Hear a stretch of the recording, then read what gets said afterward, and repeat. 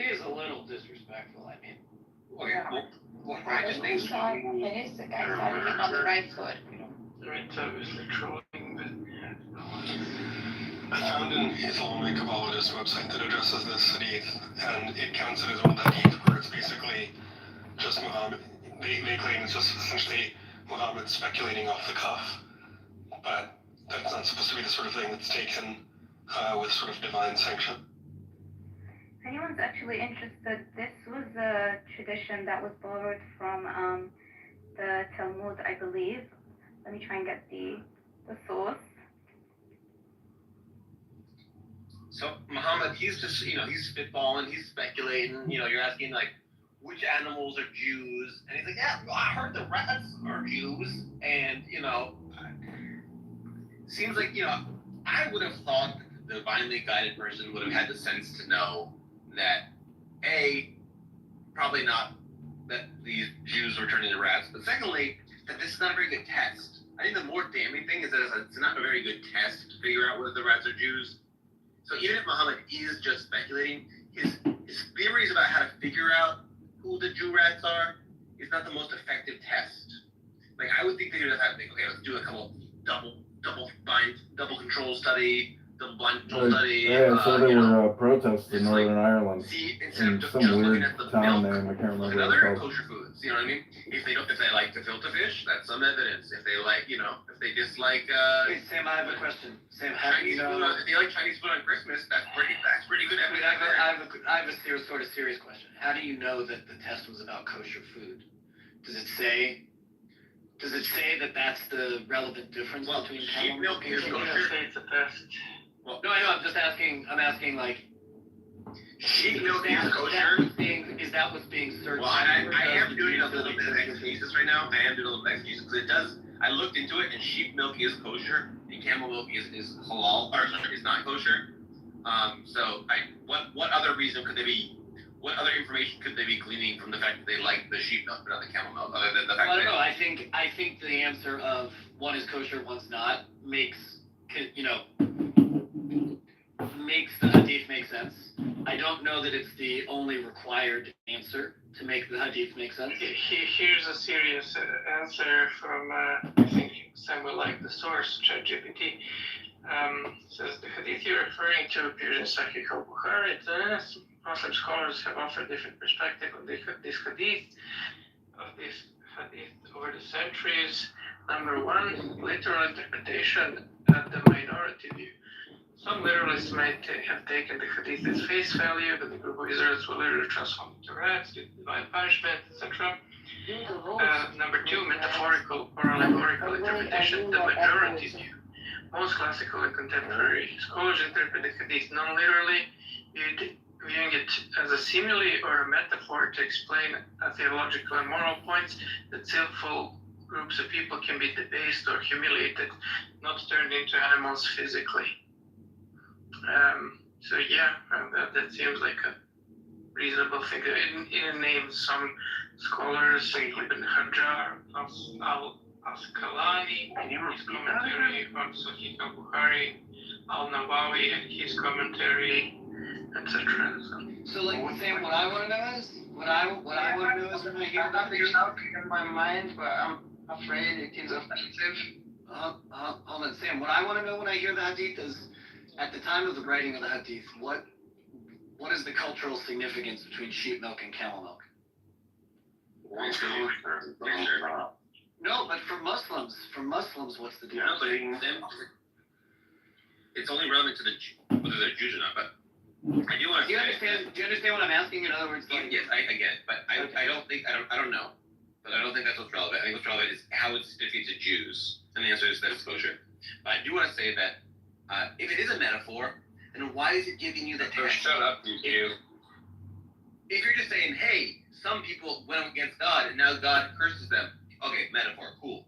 But if you're saying, and then the way to find this out is to give them different kosher and non-kosher milks and see which ones they drink, it no longer seems like a metaphor. But he's not giving it as a test. It's just a story that says, oh, look, there are some rats like this, they drink milk like this, that they're transformed Jews. And I mean, I don't see the problem with giving details. It's like, yeah, there's fables that give details about like, oh, this animal did this and said this, and then this happened. And we all know it's a fable. It's like, What if I said in English, "You are lost, you son of a bitch"? What if I said that? Are you really a son of a bitch? Are you literally a son of a bitch? No. It's a way to It's curse. a swear word. It's a way, yeah. No, but if you said, Sam is a son of a bitch, and the way you know is that he barks when the mailman comes, I would then go, that sounds like less of a fucking metaphor. No, that is exactly that. They're just building on that cursing, basically. Right.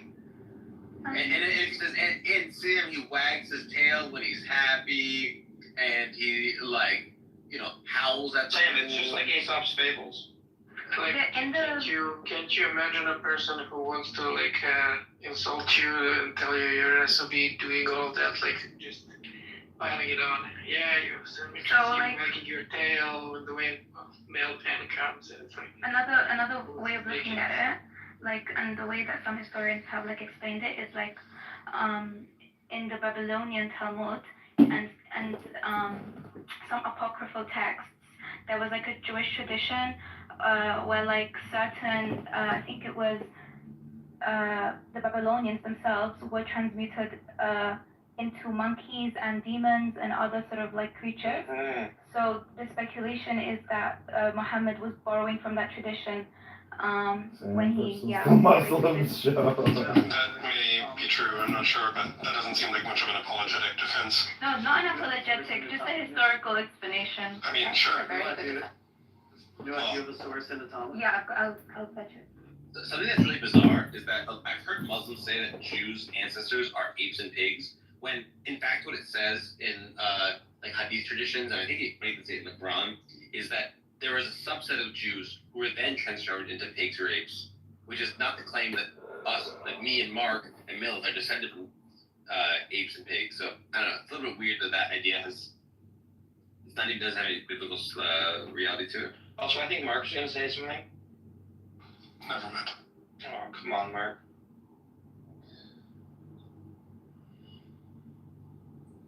Let's just read it again. I'm going to see if I can get a better understanding of it.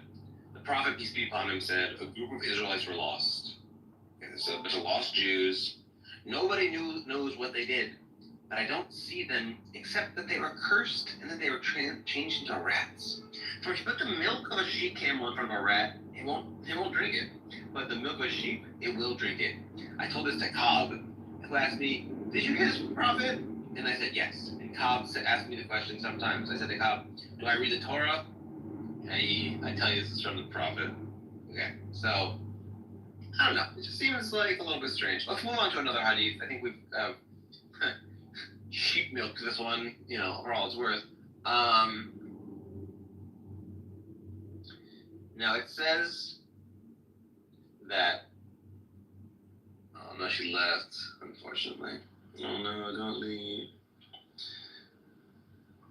I think Phoenix knows a lot about this. Maybe he can help us understand. I have a joke in my mind floating, but I will not say it because I think it's. That's fine. What do you think about this hadith? This Bukhari 3305. I will not answer you. I will not answer you. I don't think that you are a sincere person. Even if we're insincere liars, that doesn't mean that you shouldn't have an opinion on Sahih Hadith. You said you're now a literal, what's the word that you used? Like the not Sufis, the Salafi. You're a Salafi now, so you should believe the Sahih Hadiths. No, a Salafi means someone who understand the understanding of the predecessors. I will not call myself a Salafi, but I will call myself have knowledge on the Salafi stuff, right?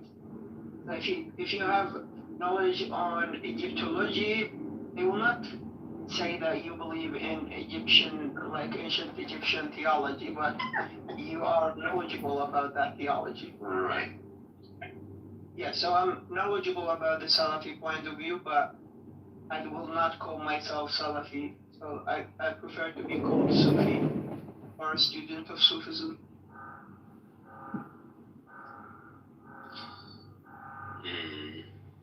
It is like someone who is not Christian, but they say that he specializes in biblical knowledge. Like Jordan Peterson, for example, I think he's an atheist, right?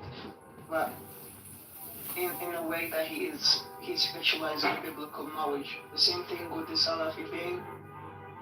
I'm knowledgeable about the Salafi knowledge, but I don't call myself a Salafi. We understand.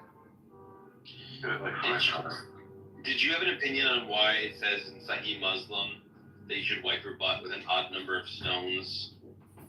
Do you have do you have some sort of theological, symbolic meaning or something? Because intuitively to me, you should just wipe your ass with the amount of stones that are necessary to clean your asshole, rather than count it up like we do in, like, you know, as soon as I think about it. I don't know. I think back then they didn't have like toilet papers, right? But why an odd number, not an even number? Like people using toilet papers is the same thing, right? But I'm not objecting to the rocks. I'm Why people use toilet papers instead of water? It's the odd numberedness, which is the strangeness to me. Listen, I've wiped my butt with strange things before. I've wiped my butt with T-shirts. I've wiped my butt with leaves. It's not the object. It's the odd numbered. Because I just think you should wipe your butt until your butt's clean, rather than say, oh, like I gotta clean it with water and soap. Yeah, you seem to be stuck. Okay, think of this as a math question. Like, why and only an odd number? Like, why not a Fibonacci number of times? Or like, why not? What was another famous? Like, why not wipe it like exactly pi amount of times? Or like, Why not know, Sam, you want to know odd and even? Actually, doesn't know. Here's ChatGPT to help again. It's The number ChatGPT. is the same part of Prophet's preference for odd numbers in many acts of worship and hygiene, such as the witr prayer, ablution steps, etc. So it just seems that Muhammad had a preference for odd numbers, and you should do things in general with odd numbers. All for the school agree that purity is the primary goal of any hygienic practice, that water is preferred, but when lacking dry cleaning is allowable. When using such stones, it is recommended, though not obligatory, to use odd numbers in all those steps. Just a preference of the Prophet. so he's like an OCD guy who's counting everything, like counting his steps, counting his prayers, counting his butt wipes. Like, it's interesting. I mean, he just could have like thought that, you know, like March says, you know, potatoes, they're just neat, you know, like maybe Muhammad was like, you know, odd numbers, they're just cool. You know? When I was raised up as a Muslim, the odd numbers were preferred because it reminded that, you know, God is one and it's an odd number, I think. So when I'm wiping my ass, I've done 6 wipes, and then I go, okay, I'm gonna do a 7th wipe because God is one. That's right. There's something about There's something about numbers like there is something about the number 7 in Christianity, or 6. Like 6 is demonic, and 7 is like 7 heavens and stuff. Like 7 is holy and 6 is like demonic. I think the same thing happens in Islam. There's like certain numbers that considered to be good. During like the wudu, the washing with water before praying, you can use one stove when you don't have water, or if you have water, you rinse each body part 3 times. It's very specific about the 3 times. I mean, people in general have these kinds of preferences, like in weird places. Like if you look up any sort of workout program, like the totally random example, it's like always sets of like 5 reps, 3 reps, 8 to 12. It's like, what's wrong with 7 or 9? And it's like, you know, those numbers are just avoided by people. They like seem to have some sort of, you know, preference. Like, it's not really cool to have those numbers. Yeah. Judaism, I think the Khamsa, there is something called Khamsa or 5, the sign of people. It is good luck to have like wife or something. The hands of Fatima also.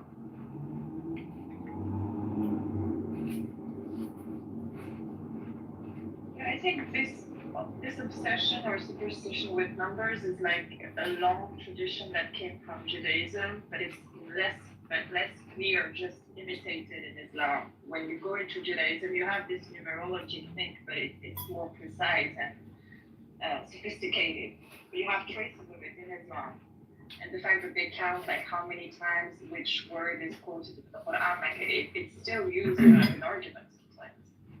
So I would say just superstitious numerology, and that's all. I have a joke exploding in my mind, but I wish that you don't consider to be disrespectful. We've heard Guys. you say that three times. Repeat that. Yeah, you can keep your mouth. Please shut the fuck up. God. Did research. Veritasium did a research. I think he called like 200,000 people to pick a random number from 1 to 100, and his test was to see whether 73 is the most random number, and it was one of the most prominent. Like he discounted 1 and 100 from the results. He was like, okay, we're not going to count 69 because people are doing that as a joke. And so like the most kind of quote unquote random or preferred numbers were the tens, like 50, 60, etc. But then after them, like 37 and 73 for some reason. Like it seems we just as humans have some weird subconscious preferences for some numbers. So I have another question about, this is not about the hadith, so Muhammad's character. So there's a woman named Sauda, who's one of Something real quick about the number thing. Sauda bint Zamma, and she was a wife of Muhammad, and she was a little bit fat, a little bit old, and she was kind of scared that Muhammad would divorce her. So instead of saying to her like, what's it called? Like she was like really insecure. She's like, hey, please don't divorce me. You can sleep with Aisha instead of me on my day that you're supposed to visit me. And Muhammad goes, oh, okay, sure. So instead of Muhammad being like, of course I'm not going to divorce you. You're my wife. I love you. I'm not going to divorce you because you're like a little bit bigger and that you're getting older. Like that's disgusting. I love you. You're my wife. He was like, oh yeah, totally. Yeah, I'll totally, bang Aisha instead of you and stop visiting you at night because, Aisha's hotter. Like, I don't know. I just think it's like a little bit odd. A couple things about it's odd. One is that Muhammad didn't comfort her in her insecurities, but rather went along with banging Aisha instead. But also that she plausibly thought that he would do that. So he thought that Muhammad's character was such that he might just divorce her just because she's fat and ugly and older. Like, so that means Muhammad's the kind of guy that would do that. You're projecting your to Sarah. Didn't right now, like the story tell us that he did the same thing with Sarah and he. That's not what we're talking about. Yeah, like she is old, she cannot have babies, and then he went to Hagar. What does that have to do with anything? But you're missing out the story. She says to him, I'm old and I can't have any more children. Take my handmaiden. He doesn't say it to her. She says it to him. Yeah, but it's the same, like Sauda, yeah, she's not sleeping with because she's like old and like she knew that he have the right to have like children, right? What does that have to do with anything? I don't get it. We're talking about the character. I might speak. For a little bit of context, you have to know that Muhammad was married to Sauda after Khadija's death, and it was told to that it was like after a very big pandemic, and he was kind of broke. And then when he married Aisha, who is like the daughter of Abu Bakr, who was rich and famous and respected, his situation improved. He had an alliance, so probably he married Aisha for that reason, for such an alliance and to be understood and respected. Because once Khadija died, she was wearing the pants. She was the older rich woman. So she was carrying the power. And when she died, nothing was left. He was a preacher on his own. And Sauda, I think, Sam, you're projecting your idea of, marriage, romantic things, But at that time, there was no marriage in Islam. There's nikah. And nikah is a contract, basically. So the woman's completely dependent on the man. And once she is old, unable to give her, successors, babies, she is vulnerable. Like, she could be thrown away, and this is like she cannot satisfy the contract. So she tried to compromise her situation by saying, I'm old, and you can have, I can keep my place as a spouse, and not be dependent on not be divorced and very vulnerable. and I give my night to Aisha. That's all. That was a very, very, that was a negotiation, basically. Okay, so I'm going to read some stuff about this.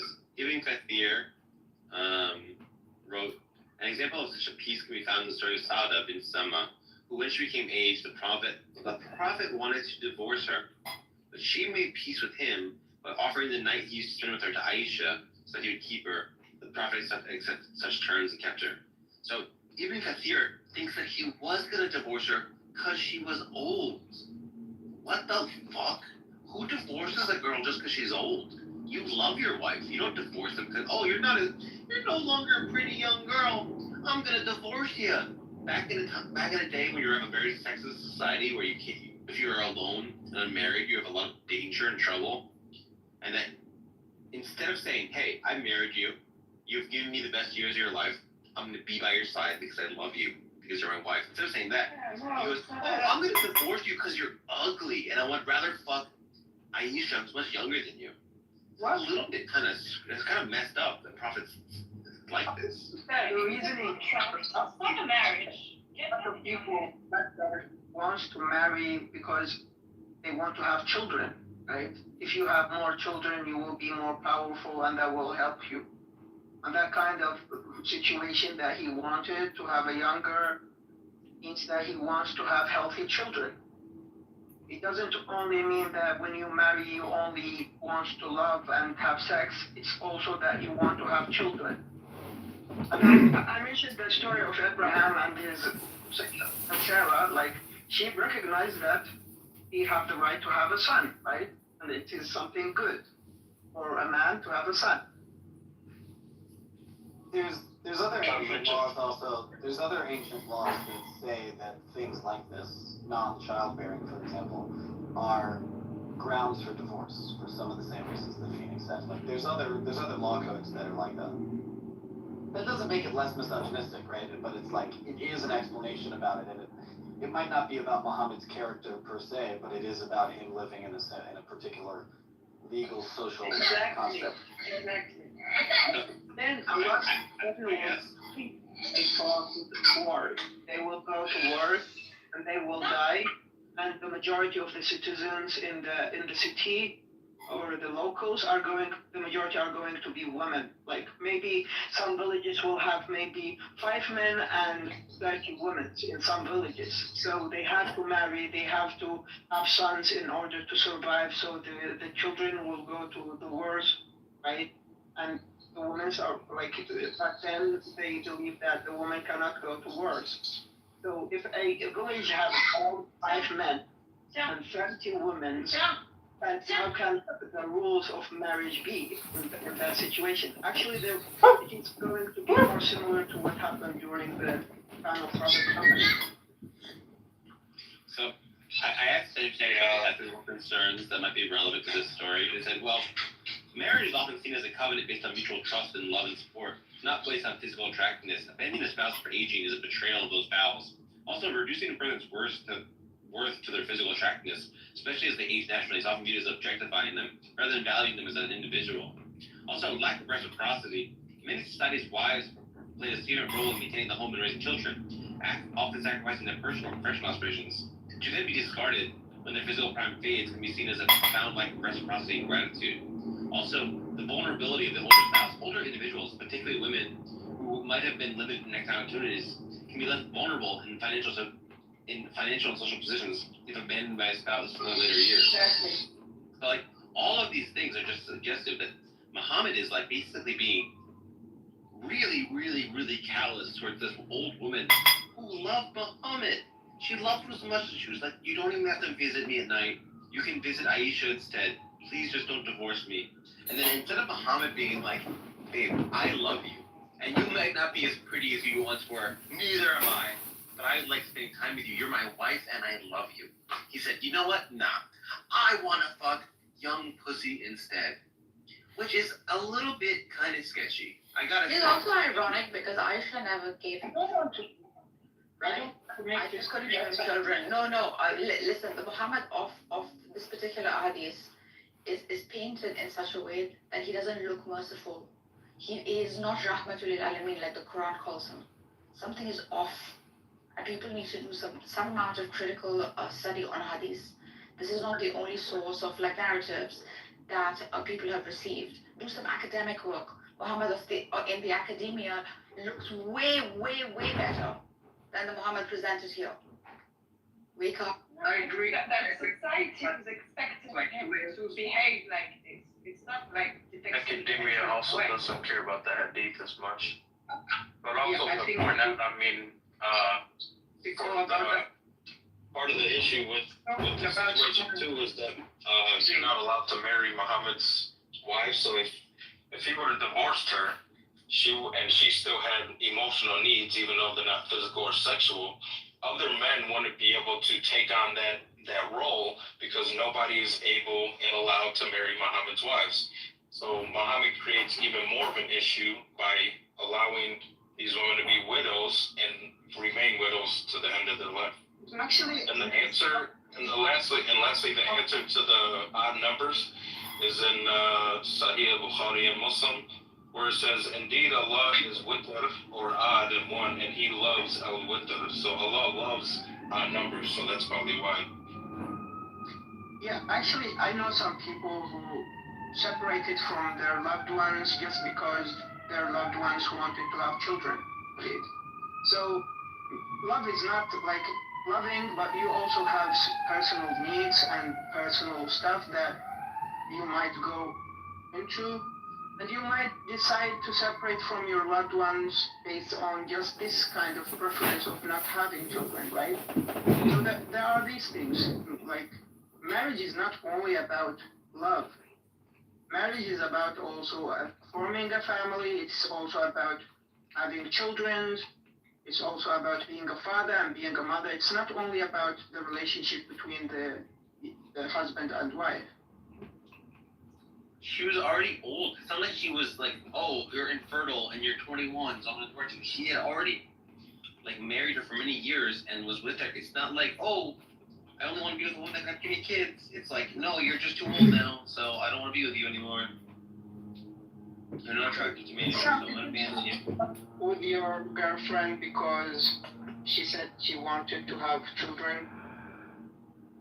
Yeah, it's true that I did not marry a woman because she wanted kids and I didn't. And that is, I mean, I still think that maybe that was a mistake.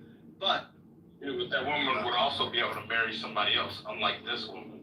So I don't know why Phonics is like trying to hope for Muhammad, but there's still an issue with being a widow. If you love her, you would accept that having children with her, right? If you didn't want children, what the fuck's in it?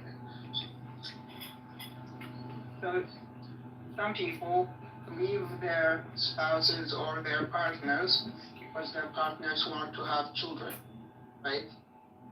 Like love is not going to interfere here, right? Or should it interfere and stop the separation? How is that a comparison to Muhammad wanting to divorce a woman who would never be able to get married again, and she didn't want to be divorced, and then him wanting to leave her in such a situation? That's not the same comparison. You're just going. It's that there is this denial that the Prophet loved her when he divorced her, right? But that is not necessary, right? If the Prophet divorced her, doesn't mean he don't love her. And Sam said what? Sam said, if he, of course, like he will not divorce her. He will go to her and say, I love you, like I will not leave you because you are old. No, but the Prophet said, no, it is because you are old, I'm going to divorce you. The same thing when divorce his wife or separate from his partner because they want to have children, they will not come to them and say, no, I love you, I will stay with you, even if you want children. No, he will say, no, I will leave you because I don't want to have children. So whatever happens, so like Muslims usually give this defense. Muslims are allowed to lie to their wife. And so what they'll say is, oh, well, if your wife doesn't really look pretty, you know, you lie to her and say you look pretty, and, you know, it's just a white lie. So how come Muhammad didn't practice what he preached? But it's worse than this, guys. It wasn't like, oh, I can't have kids with you, so I'm divorcing you. It's like, hey, I don't want to be bothered to come visit you like once a week or whatever. I would rather visit a hotter girl than you. So if you let me visit a hotter girl than you, I won't divorce you. But if you make me come visit you once a week, I will then divorce you. Like this, it's such a gross way to think about relationships. It's such a gross way to think about relationships.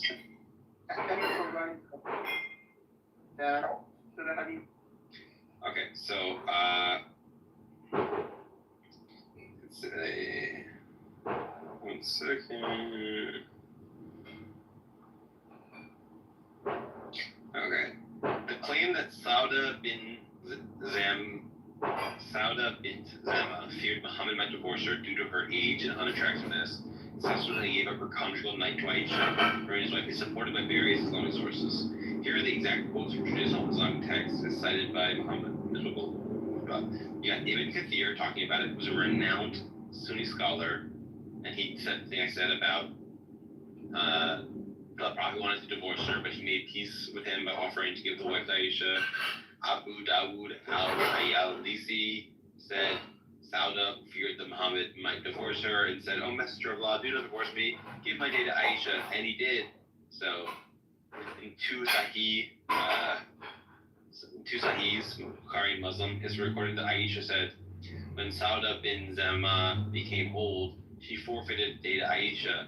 The Prophet used to spend Sauda's night with Aisha, and making peace is better.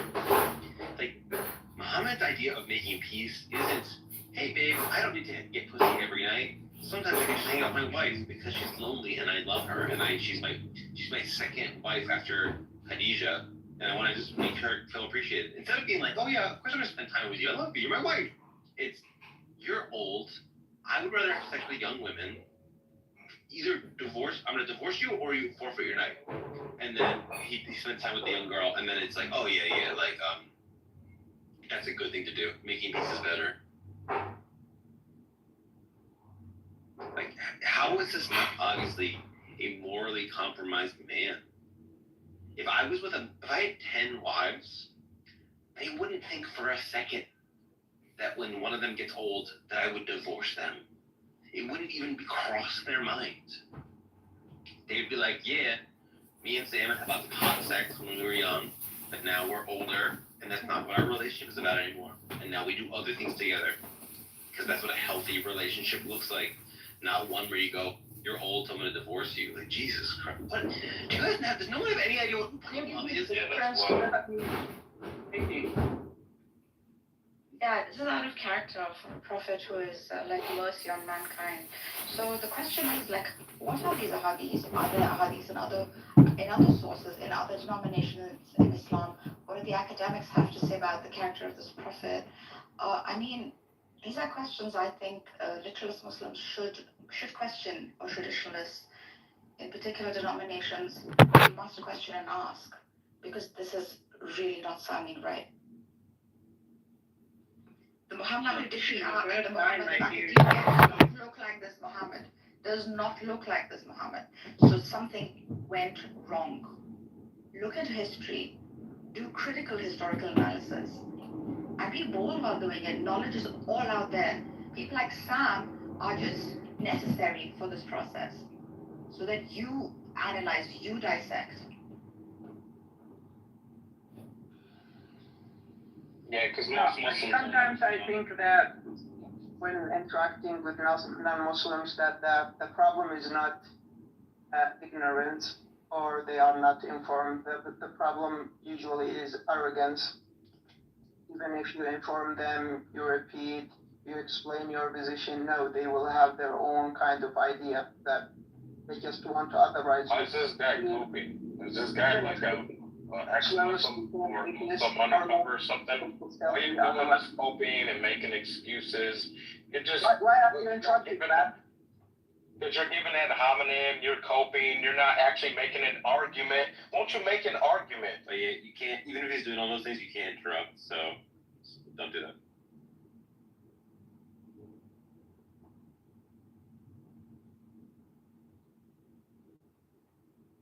I guess I didn't interrupt, he was finished. Okay, well, anyway. This story just paints a picture of Muhammad being not even understanding what love is. Like, fundamentally misunderstanding what the nature of love is. When you love someone, you have fun with them when they're young and energetic. As you get older, your relationship grows. You become friends. You like spending time with each other. And then, as your relationship deepens, you find activities together. You're not gonna keep boning like rabbits. You still love each other. You want to spend time together. The idea, it's unbelievable. Okay, I've been polyamorous. I've had 4 girlfriends at once. The idea that I would stop wanting to hang out with my, first wife because I had another girlfriend who I'd rather bang instead is just so gross to me. The reason why I married her is because I love her and want to spend time with her. That's why I married her. And the fact that I get to bang other women, I mean, I don't want to spend time with the wife that I married and I love. It seems that Muhammad is just like, doesn't even know what love is. He doesn't understand the idea that you love someone. You just want to spend time with them and take care of them. You don't say, you're old and ugly, I'm gonna divorce you. That's so gross. Sam, why do you think marriage in antiquity was about love? Yeah, I was gonna say, Sam. A book for all times, Caleb. Yeah, that's fine. That's fine. I assume there's still marriage contracts. Yeah, but he's also called mercy on mankind. Someone merciful, someone so loving, and is known for that characteristic. In the same books, he's also expressed as the most loving. It seems absurd, right? So, Hadith is not set in stone. There are a bunch of narrators who gave narrations.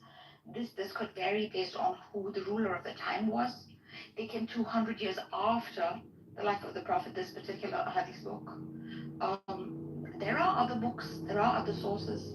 If you want to do like a critical study on the personality of Muhammad, like this one, which the mainstream traditional Muslims take, they need to answer such questions, I think. No matter how much you hope, this doesn't reflect mercy, this doesn't reflect loving, Sam, are you familiar with the process of critical inquiry into a text? Are you familiar with that process? Super familiar. Super duper familiar. Okay, well, so the basics of this sort of critical inquiry into any text is... He's saying it's familiar. You don't need to go over the basics. Okay, well then I don't understand what his statement is, like, okay, Muhammad was not a loving person, because he's comparing today's standards of love with standards of love from thousands of years ago, and then you have to take into consideration the way that you filter a text, and you have to take into consideration who it was written for, and then all of these religious texts, they all have contradictory points, or points that seem to contradict one another. It's not as easy, I mean, just by saying, okay, Muhammad didn't love anybody or something like that, it speaks more to your particular narrow point of view rather than what's actually written down, or it's a hell of a lot more complicated than what you're making out, Sam. Alright, a couple of comments.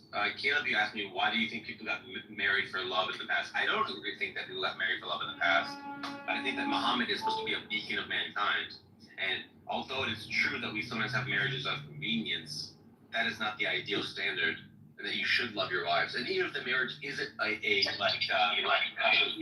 if the marriage is like one that was arranged or whatever, you should still try to love your partner. That is the better thing to do. So you're morally better if you love your wife. Now when it comes to like the text and like, oh, having a critical blah blah blah, all you're saying is, can I come up with excuses for why when I read the text, it's not it doesn't say what obviously it says? No. Yes. He's right. What I'm saying It is. You're coming up with mumbo jumbo for why, when it says Muhammad is doing something horrible, that it isn't something horrible. And you go, oh, you know who the text was written for? And did you know that these texts have contradictory stuff in it? Did you know that, like, dude, the story as written and as understood by scholars paints a very damning picture of the man. Well, which parts are you talking about now? I'm talking about Sauda was scared that Muhammad would marry her. She was getting old. It was his second wife. And she was like, oh, you're getting old. And she was scared that he was going to divorce her. And then Muhammad, she's like, you can spend your night that you usually spend with me with Aisha instead. If you please don't divorce me. And Muhammad This is the Muslim part no, of the I movie. love you. Of course I want to spend time with you. He's like, oh, okay, yeah. I'll spend your night with Aisha instead. Because she's hotter. Wait, wasn't that like a good thing though? Yeah, it was good. One very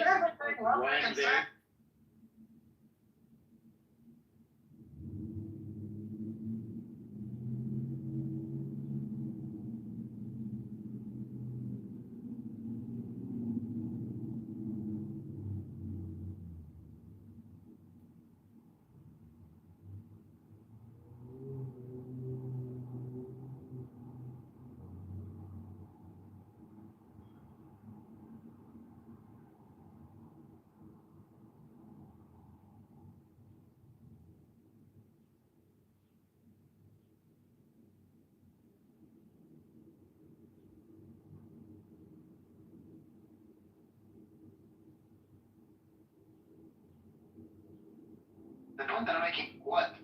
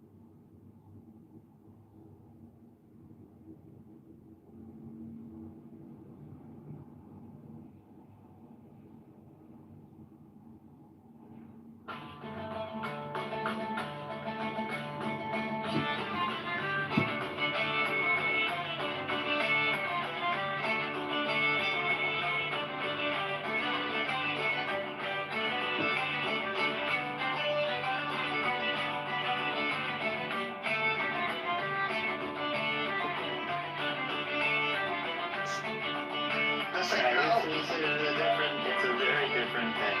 You can't take today's values and place it. Yeah, you can. No, you can't. You can't.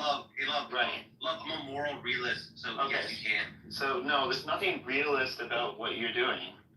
Oh, I think that we should have the same standard. I think you should be moral in general, and the same standards apply to everyone in our minds. Sam, here's the thing though, Sam, right? Look.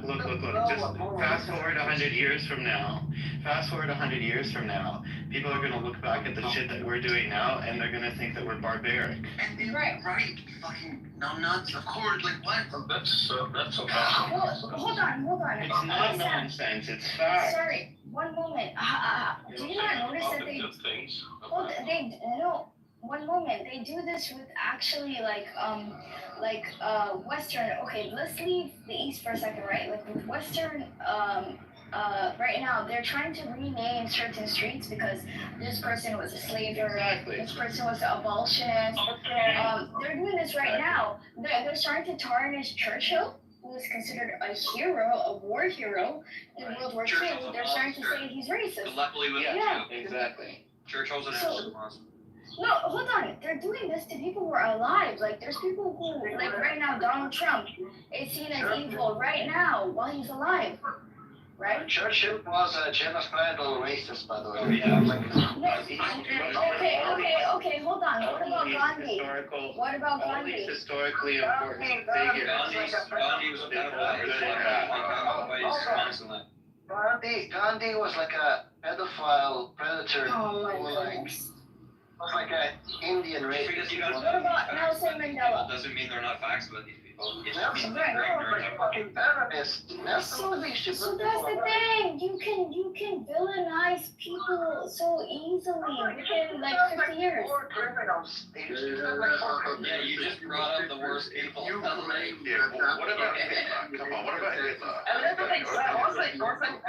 Andre, you wanna address this? Andre, I made the point like you're objective and you're seeing it from the outside, I right? think Netanyahu is a Tell very them good that the Mohammed, example. hold on. Tell them the Netanyahu thinks he's a good criminal, exactly, and to some people he's a hero. Exactly. Yeah. Do you guys not notice that Narcos was in the middle of talking? Do you guys not notice that? talking. Like, Sam, don't you so see? fucking Let Nagish finish. Come on, guys. Let Nagish I'm finish. just gonna tell Andre to address Sorry. I don't fit it. There's too many people in this room. If you interrupt, I will move you down. Just let you know. Yeah, it's not a fish market, you freaking uncouth villager. I'm allowed to interrupt this, Andre, right? go ahead. Andre, go. Yes. Plus, you see, if you talk to Shias and their version of Muhammad, it's going to be a completely different person, and none of this shit, none of these embarrassing hadith, and it's a completely different kettle of fish. But if you take the so-called Sahih hadith of the Sunnis at face value, it's going to be, you can read the Sharaf, but it's still going to be really, really difficult. And I see a lot of Sunnis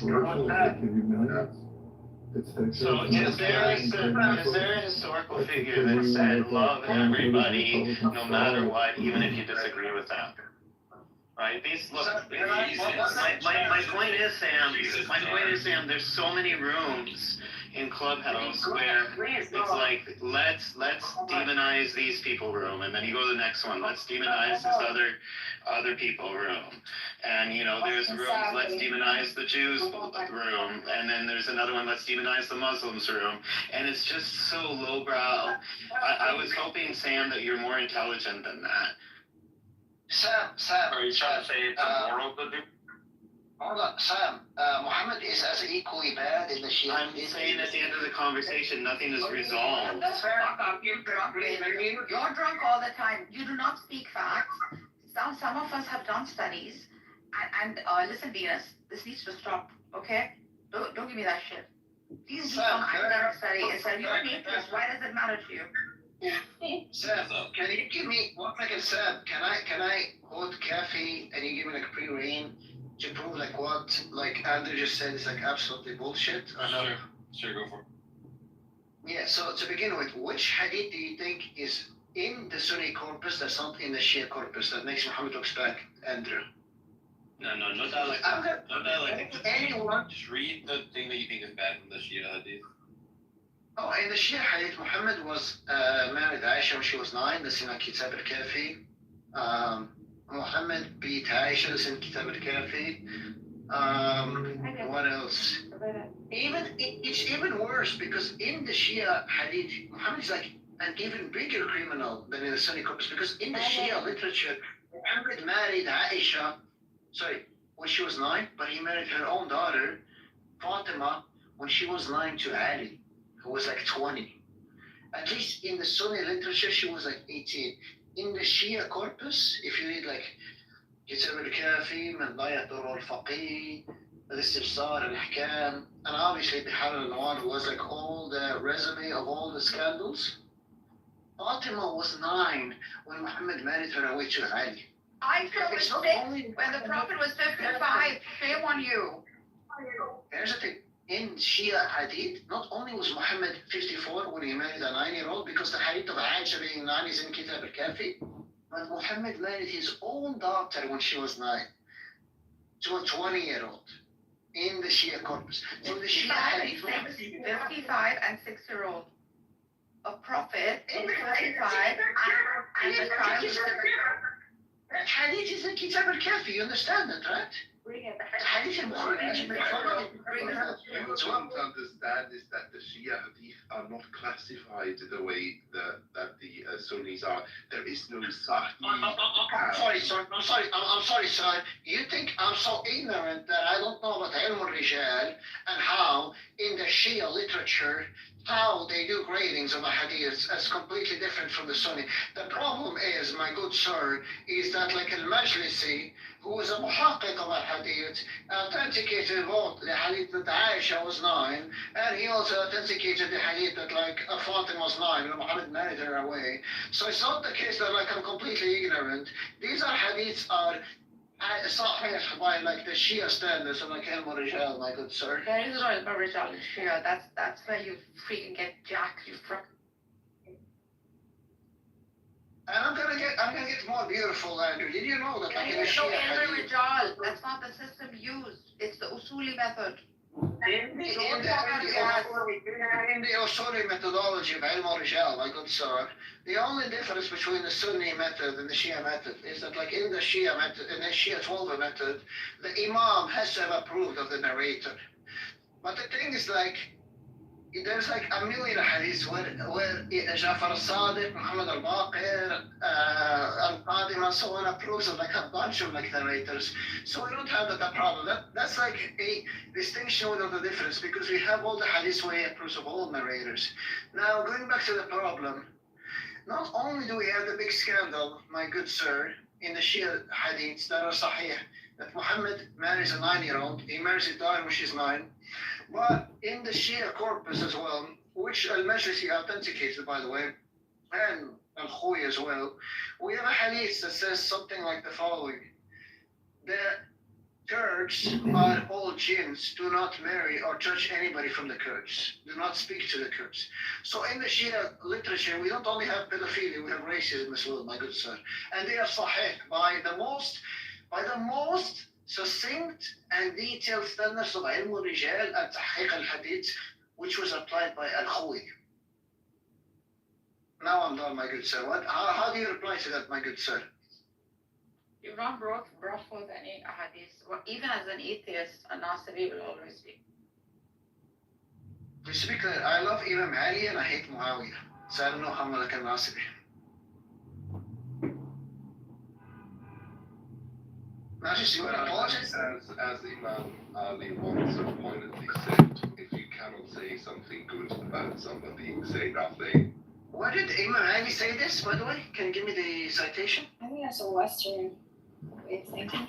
One second. Andre just said... I have jihad. I don't need to give you any sources, good sir.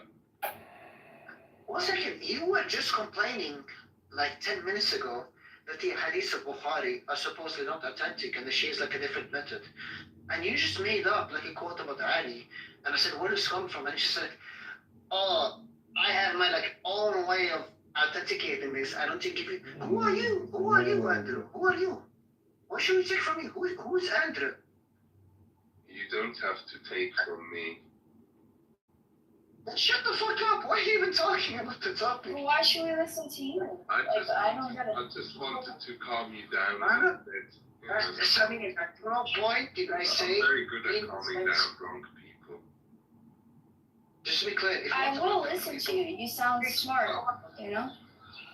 Just to be clear, the biggest narrators of Shia hadiths were like drunkards in the Torah tradition. Are you serious? The second thing is, I never said accept this ruling because I came. What I'm telling you is like what Al-Khoui said, what Majlisi said. Wait, what evidence do you have that they were drunk, you said? Not only were they were drunk. You know, Let me give you an example. Who is, for example, I would listen to Venus on these subjects. Sorry, Venus is Euphorus. I can't read your name. Sorry, Venus. The drunk person. I would listen to the drunk person on these topics. Andre. Venus. You said that what's her name?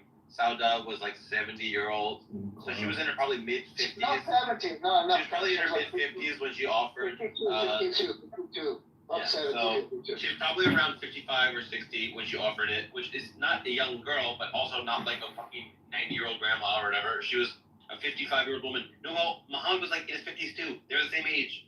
Okay? And then... No. He was 48 at the time. Okay, so she's a little bit older than her.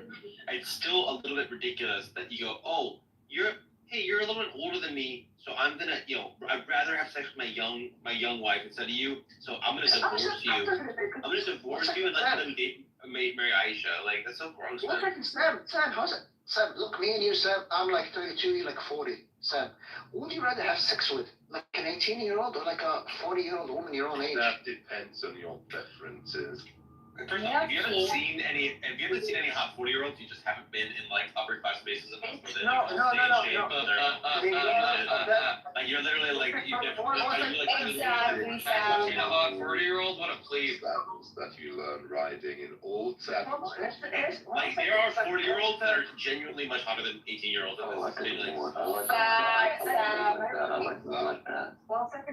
Sam, you're missing my point. Sam. And be fair to my point. By the way, Sam, here's the thing. You know this, and I know this, because you pay for prostitutes, I should just get laid naturally. But here's the thing. There's like, just like body-wise, I agree with you. There's like fat 18-year-olds. There's like beautiful 40-year-olds taking shape. But here's the thing. Have you had sex with like an 18-year-old who's like a gym nerd and a 40-year-old who's like a gym nerd? Just like the tightness of their pussy is like completely different. It's like day or night. It's like day and night. So I just think back then, when there's like no McDonald's, Burger King, everybody's actually like somewhat fit, right? Aisha, 14-year-old, and Sauda, 17-year-old. And Sauda was black. I don't mean to be racist, but back then, the Arab mind. What about Fatima? Hold on. What about Fatima? You guys never talk about her. She was in a beautiful alley, and then she was killed by Omar. Here's the thing. Sam, oh my god. Sam, use the logic, use the operating system of the Arabs back then. Don't use this like Enlightenment Jew logic. Back then, Sam, you yourself, if I gave you like a black 70-year-old wife and a hot 16-year-old Arab girl, you yourself would have like doubled the night for it. Don't bullshit. You know the same thing. I literally have been polyamorous, and at one point I had a wife who was like mostly asexual who didn't fuck me, and then I have other girlfriends. And guess what? I like to spend time with my wife. Why? Because I loved her. Because I loved her. I want to spend time with her. I don't need to get my dick sucked every single night. Okay? The same thing. So if you love your wife, hey, I'm gonna give up having sex with a younger woman to spend time with my wife because I love you and I want to spend time with you. That's so sweet. Things about sex, you fucking maniac. That's adorable. I need to come every night. What do you want Muhammad to do? He needs to have his like orgasm daily. You can use your hand, right? You can use your hand. Jerk off, dude. Shut up! You jerk off, Nisma. Wait, you can't even jerk off like in front of your wife or something? You can't like. Yes, haram. God's got some kind of hell. That's not haram. Bring your proof. It's not haram. It's actually.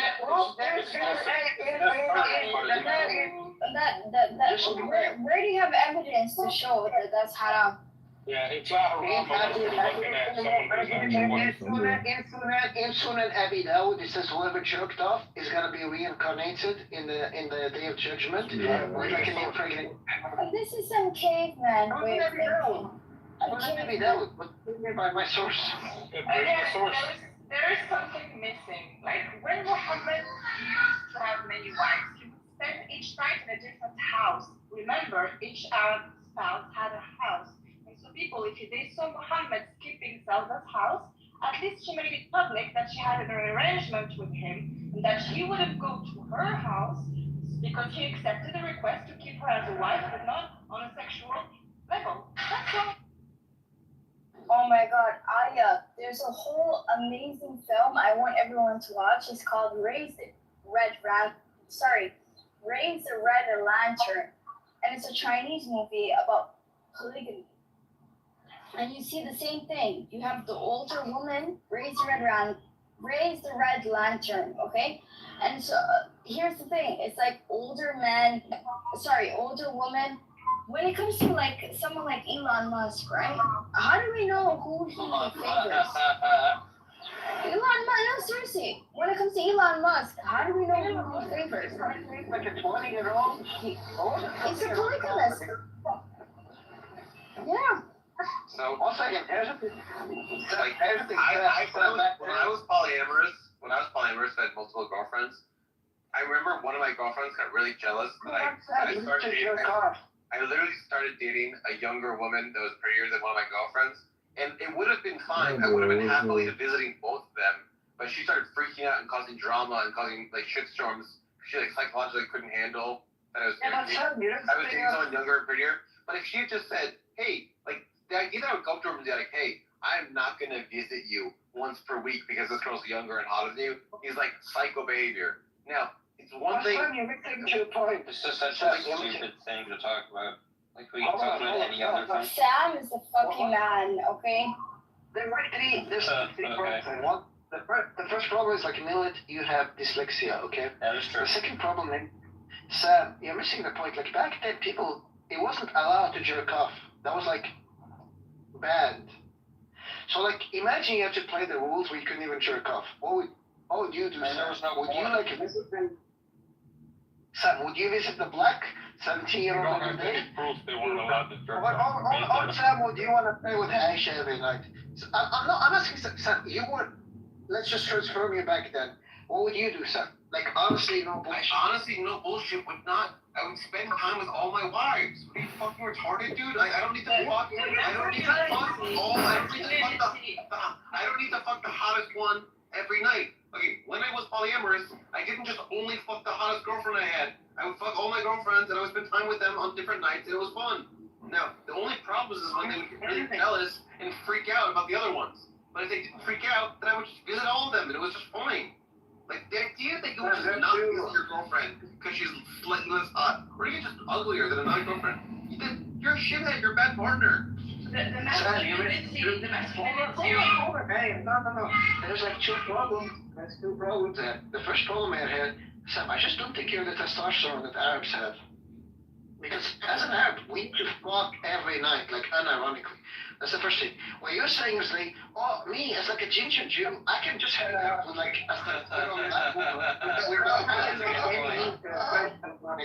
The second problem is, back then, what do you think hang out was? In like a fucking tent that smells like camel piss and camel shit.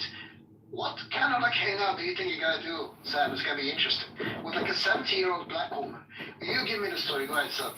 First off, you can talk to them, you can read books, you can play chess. The only things you can do with another human being is fuck them. How is he gonna read a book? He couldn't read a book. How is he gonna read? He was illiterate. The real problem is straight man. People are just bad at having fun. If I was just alone with a girl who I loved, we would be like, oh, let's play a game, let's play pretend, let's go for a walk, let's make art, let's fucking make music, let's like... Let's play pretend. One thing, just to be clear, Sam. Miller's gonna take it time. He's like, oh my god, these people doing theater, they're just playing pretend. Oh my god. Why do you keep bringing up black women? Hold on, Sam. You're telling me with a straight face, like no joking, you would enjoy playing pretend with a 17-year-old black woman whose vagina is like so wide open that like you might like slip and fall into the vagina. Rather than having sex with like, I don't think you would fuck any of the women back then, no matter how hot. No. They would be just hygienically disgusting. It would be revolting people. Let me land the plane. So you're telling me, like, you have like a hot 16-year-old girlfriend, and you have this like 17-year-old used black woman, and you're telling me that you would like perfectly balance, like, going on a picnic with the used black woman, or having sex with a 16-year-old? About underage girls, bro. Well, he's a pedophile. He's a pedophile. Yo, what kind of pedo shit is you want? No. Sam. Yo, everybody. Sam, I want you to... Bro, you're on some cool shit. You're on some racist shit right now. Wait, hold on, guys. This is important. I want you guys to have a little vote. Is it more offensive? Thumbs up if it's more offensive that he's talking about his pedophile stuff, or thumbs down if it's more offensive that he's talking about how black women are ugly. So let's have a quick vote. No. Our Jewish rats should be deported to Israel and serve in the IDF, I think. Because God promised them land 1,000 years ago. Well, Peter was worse. Yeah, that's No, that's absolutely right. That's absolutely right. That's Yes, we should Look, it looks like people are more offended by the black women being ugly thing than by the 16-year-olds are hotter than 7-year-olds. It's Well, just interesting. Underage kids, like this is the worst thing you could do. He's a coon. By the way, He's an Arab coon. Sam, I don't appreciate one second, Sam, you know, I'm talking about Muhammad. I don't appreciate you doing the joke of calling me like a pedophile. Why would you do that? You know, whoever just said he's an Arab C word, like, one just as bad, right? Like, you're aware of that. One second, given the complaints that you make about me, why would you do that, Sam? I was respectful, on topic, why would you do that? Wait, you literally are saying that I would rather fuck a fucking 15, 14-year-old Aisha than fuck the 70, 60 or 50-year-old. If you were in Muhammad's shoes, I never said you would personally prefer that. Why would you just like throw that thing that was like a pedophile there? That was not cool. I was disrespectful. You actually told you. Okay, it's getting We're talking about Muhammad who married Aisha at 9. Change the subject, please. No, but Sam, why would you like throw the shade at me there? I wasn't. Did I disrespect you in this conversation? No. You've been respectful. I agree, you've been respectful. You just haven't been respectful to black women because whenever a discussion of black women comes up and they're like how attractive they are, you're like, Bro, you're racist, bro. Most Muslims are not even Arab. Bro, you're racist, bro. Sam, let me ask you something, Sam. In Bukhari as well, there's a hadith that says Muhammad traded like 3 black slaves for like 1 white slave. You understand that within the logic we're talking about, like the paler you are, the harder you are. That was like the logic. I understand like right now, I actually think black women are hot because like Megan, T Stallion, and so on. I'm just saying like back then, using the system back then, supposedly like you have like the least hot ethnicity, 17-year-old, and then you have like a hot Arab 14-year-old. If you were back then with the ethics of back then, you yourself would probably have like done the same thing as Muhammad did. Alright, PTR. Look at this picture. PTR. This is one of the most beautiful people I've ever seen ever. This is a black woman. The idea that you're like, oh, she's black, she's disgusting, like black women are fucking gorgeous. Yeah, he's racist. Put him in the audience. I'm pretty sure his point was that they had like a prejudice back then, which they thought whites was more attractive. Exactly. That's pretty obvious. Where are you from, Miss Forrest? He's Iranian. He's from Iran. Iran. I'm an Arab. I'm not Iranian. If I was Iranian, I would have killed myself. I fucking hate Persians. If I was from Palestine, I would like kill myself. If people like Sam can oppress my people and take my land, I wouldn't even want to live. Bro, he's Egyptian. That's not true either. Sam, my point was like, just think of yourself as like an Arab in the 7th century. Forget this like 21st century Bennett, John Stuart Mill, phenomenal conservatism. Just think the way the ethics you would have had back then. If you're just like randomly thrown in Arabia, you don't think you would have done the same thing as Muhammad Sam? Like no shade, no trolling, no nothing. You have this 17-year-old. And by the way, Sam, another thing. I know you gave me like a beautiful picture, like, and there's like a lot of beautiful black women. Rihanna is like the most gorgeous woman. Who's more beautiful than Rihanna? And we can name them: Megan Thee Stallion, Rihanna, Hailey Bay. Rihanna's Arab name. You know that, right?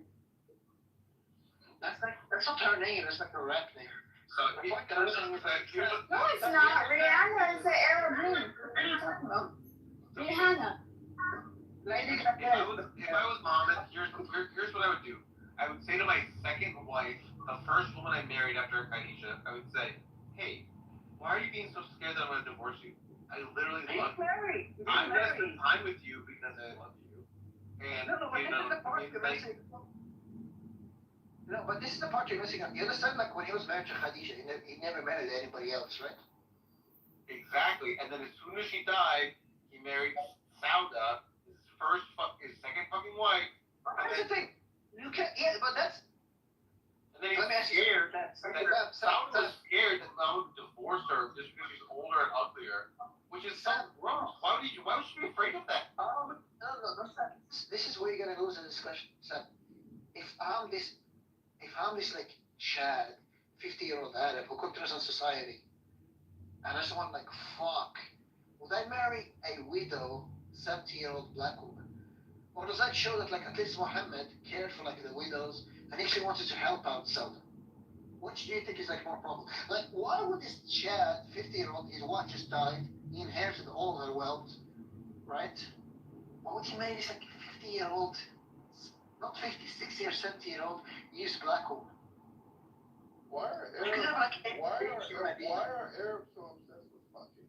Like everything they talk about is fucking and sex. And what's going on, man? Yeah. Because God gave him more testosterone than he gave black people. No, Sam, answer my question. Why would if he was like this like sex addict or something, why would he have married Sauda to begin with? If he wasn't just doing like goodwill to begin with. I mean, maybe he just loved her, or maybe they had a good connection, or maybe she was hotter when she was younger, or like there's a lot of different reasons why he married her when she was 17. No, he did. He married her when she was like 40. Yeah, perhaps she was an excellent cook. Perhaps she was an excellent. Oh my God! Sam, you got the story wrong. He married Sauda when she was already 70. No, he married her after. You want to put money on it? You want to put $30 on this money? Okay, I don't have a problem. He married Sauda after Khadija died, right? Correct. When did Khadija die? I don't know the exact year. She died like 10. I literally just texted this like 2 minutes ago. She was in her fucking. They married when she was like in her 50s or 40s. 50s, not 40s. No. Just to be clear, 50s. 50. All I need is the 50s to make my argument, Sam. You understand that, right? Yeah, but the then you say she's 70. He's not 70. He was not 70. Wrong. She was 6 and then married when she was 9. Hold up. I'm obviously exaggerating. She was in her 50s. Sam, when Khadija died, Muhammad was in his 50s. Sauda was in her 50s. You should have a conversation with She was a widow. Hold on. She was a widow that Muhammad had like no let me just ask the question. It's not like he knew her or they grew up together or something. He had like no pre-knowledge of her. She was like a widow, and somebody said, hey, you should marry her because she doesn't have anybody. And Muhammad says, okay. What other explanation do you have there other than like goodwill? You just want to like give her like some kind of a companionship so she wouldn't like die like alone and miserable. You really want them Islamic story. That is terribly sad. She had to remain a widow after Muhammad died.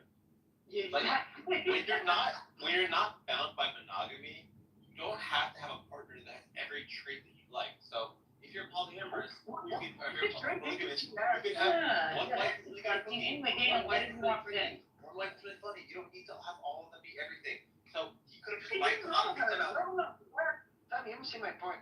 He didn't know her. It's not like she was like funny or had like some kind of like a quirk maybe in her personality. She was poor, she was black, and she was like 50. Like what's this like up that Muhammad gained by marrying her? First off, there's lots of reasons to marry. Again, as I just said, when you are polygamous, you don't have to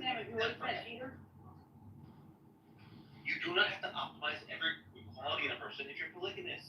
If you're polygamous, you can say, I really like that you're a good cook. I really like that you're funny. I like your eggs. All this stuff. You don't need to literally marry them for cooking. When you're monogamous, you can be very selective. When you're polygamous, you don't. No one knows, Zoe. No one knows. According to the Sam, hold on. Sam. No, 1 second, Sam. Waving to cat head. He obviously married Sauda, so like when he married all these young women after her, he could always say, oh, by the way, I married like the ugly black woman as well. So you guys can say like I only married like the hot chicks. Because after Sauda, what happened? Aisha, Hafsa, Safia, these beautiful teens. Wait, how do you know that the black woman was ugly? Like, is there a photo of her? She's a 50-year-old fat black woman. You think that can ever be hard? What's her name, sir? Wait, my name is... What's the black woman's name? What's her name? Zelda. You know what's beautiful? You know the meaning of her name, by the way, Sam? It's black, so it's black. What? Sam, do you know what Zelda means in Arabic? I don't know.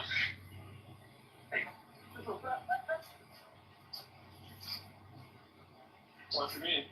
Send me a black game. This guy's white.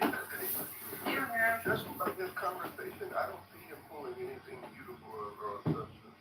Alright, Venus, you gotta step back. You've kind of dominated the country for a while. Let's get their voice start. Send me a hot mic. On the first date with you. Can you mute me? Send me a hot mic game. Wait, hold up, we might get to the porn part. It might get hot. And the noise was annoying. Even look, as soon as that said that, we got muted up. You're welcome. Anyway, does anyone else have any sort of feedback on this thing where Muhammad, like, you know, either he's worried that he's gonna divorce her, or he threatens to divorce her, and she's like, oh, you can fuck the young wife instead, and they do that. Is there anyone who has commentary on that behavior? Yeah, you know that's wrong and disgusting, but you shouldn't have multiple wives. But, like, not everybody can be Daniel. You know what I mean? Either you consider the social context of the Arab society of that time, and you realize that the behavior of Muhammad was quite... He's off the market. He just got married 10 days ago-ish. To a white woman. He was off and on to the one he was off and on with. If he ain't got the peers white women, They just got married 10 days ago. Has used words in conversations and then redacted those words when people call out what those definitions are and ask him to fall inside those definitions. And paradox. I even, my lot in life, I raised a son who's in that genius category, like in mathematics. So it's just a strange thing because Yuval Harari, I'm sure you've heard of him, and people in the room will have, wonderful framer of history. And he says basically a country, a nation is a fiction, which he's right? A border there doesn't exist in nature. It's a fiction. To which I would add, it is a fiction, yes, but that kind of sounds like it's not real, because what makes it realized is the agreement. That's the missing link. If people understand that It's interesting that I would ask you to be a reference for me, but it has to be somebody who I've known for... Look at Nancy Lewis as well.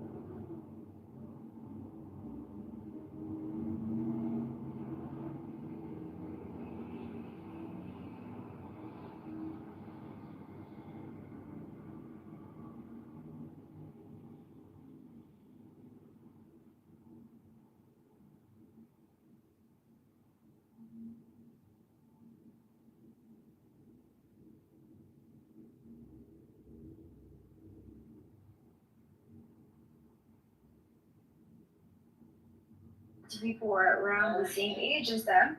Hold on. I'm asking, hold on. So Forrest, I'm asking you a question, right? As a person gets older, right?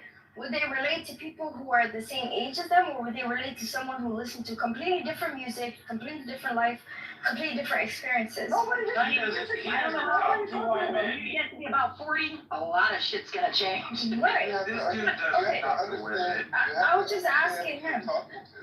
It's a question. Othello, it's just a question. It was a question. Understand who you're talking to. And I was talking to him. He's Arab. He's not here to relate to his wife. Not true. He's not going to relate to his. He's not here to relate to his wife. He's just here to fuck. They don't even respect their wives. Sam, can you just small, please, Sam? Listen, they beat their wives, and they don't even respect their wives. Yeah. They cares about Okay, just let him answer though. As a Forrest, you could go. You could answer. What, Sam, are you AFK or are you like trolling? What's up? Can you like hold the room? She's asking you a legitimate question. I asked him a question and he doesn't want to answer. What's the question? All I asked him, She's asking me like, why would Muhammad like listen to Spotify with Sauda back then? And the only answer is like, there was no such thing as like Spotify back then. There was like no music, no nothing. Back then in the 7th century, what would you do with like that? 17th. Little weasel. What was her question? You are a slippery little weasel, aren't you? Romero, I was waiting for you to beat the shit out of that.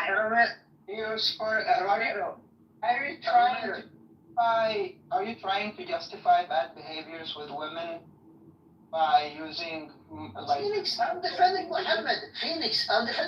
I'm the only one defending the Prophet. I'm Muslim too. I know it.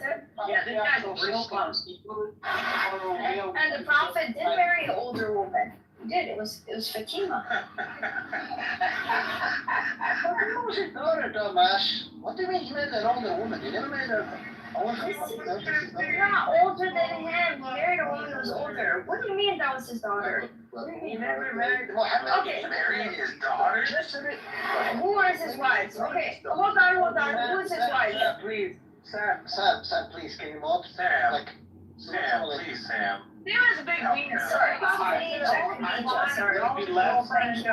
Let's be able to be a mob because I'm right now out of town. I can't like watch the screen as much. So, Andre, I'm making a mod. If people are interrupting, you feel free to move it out.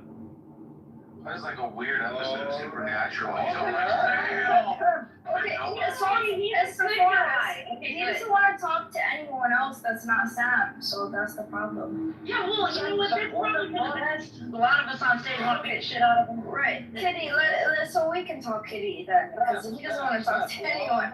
Oh God. Sam, why would you mod this guy over Millet? At least give Millet mod. What's wrong with you? Millet's a good mod, but like, Roger never gets the mod. Anyway. What's wrong with you? You're like, why would you mod? And why do we keep complaining and disgruntled? Why can't we just talk about the topic? Is Islam respectful? Let's talk about the topic. It's not. It's just I think it was about Islam. Let's hear from Kitty. Oh, sorry, Andre. Doesn't say it's not a honestly, respectfully, I don't know if you and I can have the same comparison. I'm mod right now, and when I go silent, yeah? All right, that it's not a question. It says Islam respectful debate. It doesn't say there's no question. Is Islam respectful? Yeah, but if then the question should be, are Muslims respectful? Not is Islam. Islam is a concept. Yeah? True. Okay. Right, a respectful debate about Islam. Narges, why don't you set us off? How does a respectful discussion or debate about Islam come about? And how does it not come about? Thank you, shukran, Andre. Thank you, Andre. Just so you know, shut the fuck up. No, because you're just going to keep talking to Sam. For God's sakes. Narcis, what were you saying? You know what? Fuck you guys. I'm not on Thank you. Bye. See you later, man. I'm sorry. Hit the road, Muhammad. And don't you come back. Oh, shit. Oh, he really did leave. Okay. He'll be alright. Come back. I have to work right now. I'm just saying, thank you, Andre. Just look at it. Look at all of everything from a try to be as unbiased as possible. Like if truth is what you're seeking. If truth is what you're seeking, you shouldn't have kicked Venus. Venus knows more about these subjects than everyone in these rooms combined. I'm usually also being kind of Oh, yeah. Huge dick, drunk, but like, if you want to get to the truth, like, he's not the guy to kick. Can you please say huge dick and drunk in the same sentence one more time? Well, huge dick and drunk. Like every day. We have a few new people that just joined. Kitty, Romero, Nuha, Elliot, Cora. Yeah, Nuha. Hi, I'm new to Clubhouse. Is another person who likes to have respectful debates. Yeah, and she defends her religion even when it seems impossible, because she wants to see the good in it. For example, that's how to. What is this fetishization of like respect? Like, no, I want people who are smart and are going to say interesting things. Like, respect is secondary in these rooms. Thanks, Nicholas. No problem. No problem. This first, actually. Hi, Nola. Kitty. Hey, what's Elliot? I think respect is always the foundation. What's the debate? What's the debate topic? I don't think there has to be respect. There just has to be a willingness to listen. Like I don't care. It is respect. Respect me. I got Respect you or not. Just be willing to listen. Can I ask a question, right? Like, you come to Clubhouse and you think like the majority of people are willing to listen. No, this isn't what? Huh? No, that I would rather have a room where people are willing to listen than respectful. That's what I'm saying. True. Do you guys think Islam might be one of the most disrespected or hated religion? Yeah. I think it's a toss-up. I think all the Abrahamic religions kind of encourage a certain level of hatred. Islam has economic. I love that. Right. The Semitic religions are so divisive, and some people think they're violent. That's Judaism, Christianity, and Islam. I'm glad that you said that all three. Yes, I appreciate that. Thank you. Yeah, but empirically, Islam's just more violent, right? It's the least reformed, right? I think. Yeah. There might be explanations for why it's more violent, but it's empirically much more violent. Is it right? Like if we hold on, because Ayan Hirsi argues that the reason why, Ayan Hirsi argues that it's because it's the least reformed. What do you guys think? It's also the youngest, so that makes sense. Yeah, exactly. Exactly. A lot when it's written into their text about killing and violence. I think it's the fact that within the jurisprudence, we have certain assumptions, when a consensus by scholars is established, it can't be overridden by a new consensus, right? So it's binding across history. So these kinds of assumptions make Islam very hard to reform from a legal perspective. It means anything that is newly ruled on is kind of like an innovation. Right, exactly, because it gets rejected. Exactly, Nuha, because it's considered bid'ah. I think that's the term. Samia, you're unmiked and it's really loud. I'm sorry. I'll try to mute it out. But what I want to say is it's considered. Oh, sorry. Yeah, Othello, you haven't muted yourself. Thank you. I don't think Islam is more violent. I don't think Islam is more violent. It just happens to be being violent in a time of mass media, right? Like if TikTok had existed during the Crusades, we'd have a much different opinion of Christianity, right? But Christianity had the benefit of no newspapers, no television, no nothing during the height of its cruelty. I love this, by the way, what you just said. Totally, yeah. You know, because some people think the internet is what's reforming Islam, and so Christianity went through its reformation during the age of the printing press, right? But Islam is going through its reformation during the age of internet, social media, and so on. So it's taking on a different form. So I appreciate what he said. Okay, Samia, quick question. What makes you think that Islam, or you have to specify which branch of Islam, is undergoing a reform right now? Andre, to answer your question, I would argue that it's the static form of Islam, which is Salafi.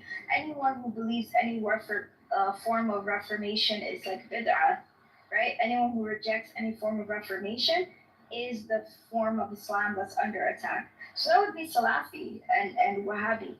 That's what I believe. I gotta look these words up, man. Interesting take. I'll put it in the chat, Kitty, but thank you for your appreciation. Thank you.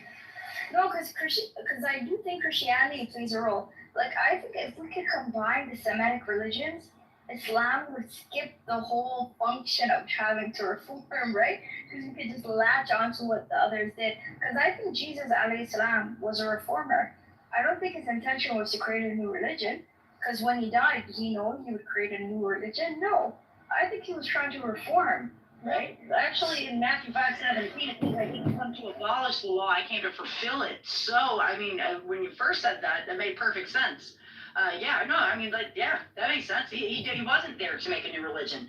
He attested to the entire Old Testament. And in fact, Christians today still read it. We call it the Old Testament. Right. Exactly. Wasn't he was more a of like a more of a Jewish rabbi. Revolutionary? He was a Jewish rabbi. Yeah, people want to say like he was like some kind of like political rebel rouser or like just Well, like he was. yeah, that wasn't. Yeah, but when people when they say that, they're looking at Jesus as like that was his whole MO, like his whole. No, it wasn't his whole MO, but it was. Okay, I mean, yeah. He was God. Caesars, he didn't really give a crap so much about the politics behind it. Now when it came to like Pharisees. Of course, there was politics, right? Like he's literally living under a Roman occupation, right? Anything he does is political under a Roman occupation. So, who were the ones that wanted to crucify him? Who were the ones that Romans? What? It was all Jews. No, the Pharisees and the No, that's Sadducees. blood libel. Yeah. It says in the book of Luke, I think, right, that it says like his blood be on our hands, and the Jews are saying that, but that's because like generations after the actual events, people started to like view the Jewish sector of Israel that rejected Christ as the Lord or Christ as like the Messiah. They started to look down on those sects or whatever, right? So it's probably like a later fabrication that the Jews actually said, like, let his blood be on our hands and our children, right? Okay. And it's like the Jews didn't punish people. The Jews didn't punish people by way of crucifixion, right? That's like not a Jewish punishment, it's a Roman punishment. Who wrote the New Testament? Let's not go down the rabbit holes, please. Let's not go down the rabbit holes. No, let's go down the rabbit hole. Who wrote the New Testament? It's what he does, and it ruffles still feathers. Going down the rabbit holes like massacring Islam. I mean, if you're going so far, massacring Islamics. Who wrote the New Testament? The Gospels are anonymous. Like they're not anonymous. They're they're anonymous. They're not pseudepigraphal. The Gospels are anonymous. Who popularized it? Was it the Romans? Yes, because they had the Council of Nicaea, right? And they popularized Christianity. So the Romans wrote. One would think that sorry, I could be wrong. Hold on, one at a time, please. About like. Yeah, but what Melissa's saying is ridiculous. Okay.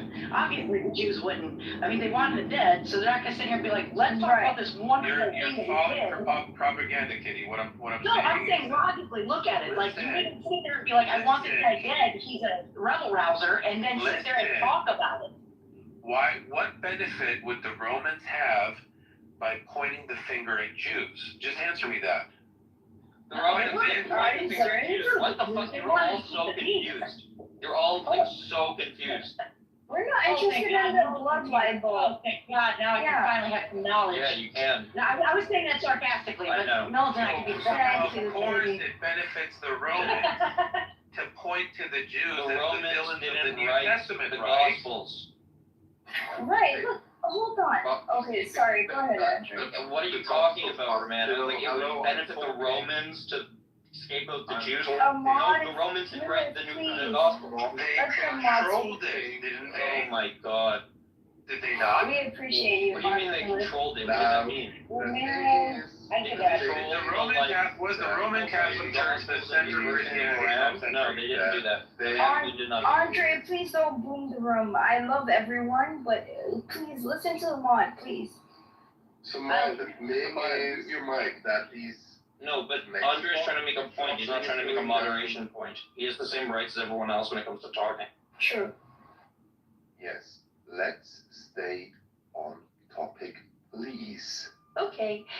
What's the topic, Andre? Thank the title, like, literally about your head. Respectful today. Sorry, Otto. And Andres, just so you know, and me included, but instead of like moving people down or like ending a room, if you want the 3 dots on the right, you can mute everybody except for yourself all at one time. It'll say mute all. Just, and yeah. I love the mods. Yes, thanks for the reminder, Kitty.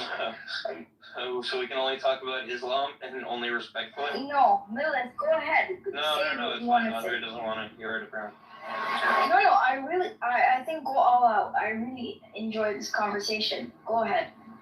Well, I don't remember what we were even talking about at this point. Okay. Too much happening. Okay, so hold on. Let me ask a question. Hold on. Because I want to ask a question because my favorite people are in this room. My thing was Jesus alayhi salam, because we say alayhi salam, right? He was a prophet in my religion. I'm a Muslim, right? Was he a reformer or was this a creation of a new religion? Prophet. First of all, with all due respect, yeah, I understand. Respect my religion. I respect yours. With all due respect, I don't mean to insult you. But what I want to know is please, let's remove the titles. I love him as well. But my thing is that, was he creating a new religion? Or was he a reformer? What do you think, Kitty? I don't want to fight with you, lady, but like with all due respect, if not trying to fight it there, yeah, then I think that we've already started off on a real sour foot when you're going to call. I don't mean to. A prophet. Yeah, okay. well, I can't think of anybody that's going to be a defender of Jesus Christ that's going to sit there and be allowed. I respect him being your leader and your God. That you have been taught that things are wrong. No, wait, I'm being respectful. Now, stay on mute. Whoever is it, that's you, dude, that comes up on mute. Everybody. No, whoever's got the background sound of like somebody sawing like metal. That's bad. Like it's painful. Okay, I'm sorry, but like it's bad. It's painful. But I'm saying Islam, Jesus is. Can you please not interrupt? Yeah, I understand. Thank you. Fuck like 4 years. Just let her speak. So all I'm going to say about this is without your question even getting close to your question, because it is obviously a religion that didn't exist since he was a Jewish man. If you want to say a Jewish man that reformed his own Judaism, I don't see how you could see. I mean, him being the son of God. I mean, I think that's just a pointless question, but regardless, I think before you can have this honest question with any Christian, and I'm sure that maybe some might not be quite on the offensive as I am, maybe look at it as though never pose it like that. It would be like missionaries that are Christians in the United States send money to China. You know what they do? They like rape the American Bible or what we would conceive as being like the NIV, and then they teach it about politics and Jesus in China. Now, I would, if I was talking to a China person and like they sat there and said, well, this is what you, Chinaman, Chinese guy, and then the Chinese guy is like, hey, Kitty, so with Jesus, you know, he's a part of the CPP, right? I'd be like, what? I mean, so part of that would be offensive, but I'm trying to look over the fact that you keep calling him a prophet, but there's a lot of Christians that would take a very high offense to that because he's a Messiah. And I know you know I don't want to do endless convos Oh, go ahead, Cora. Yeah, can I weigh in here? Prove me wrong. Kitty, your objection to him being considered a political figure or political reformer, it doesn't help that you call him Messiah, because that's exactly what that means. It means a priest or a king that's been anointed to politically reform and usher in an era of peace. And usher in an era of peace. That's what Mashiach means. Okay, it means savior in any sense. If you want to look at it as a Cyrus of Persia was considered a It means Mashiach. anointed Right. one, nothing But else. did they consider, was Cyrus considered the son of God? Cyrus the Great, you mean? The Iranian? Yes, Cyrus the Great. Yes, was he considered the son of God? The purpose of the Mashiach, the origin of the Mashiach, never included divinity or being a son of God. It only meant someone. There you go. Right, That's right, right. and that's my entire point. Right, Cora, you're right, which is, I'm not just Everyone now.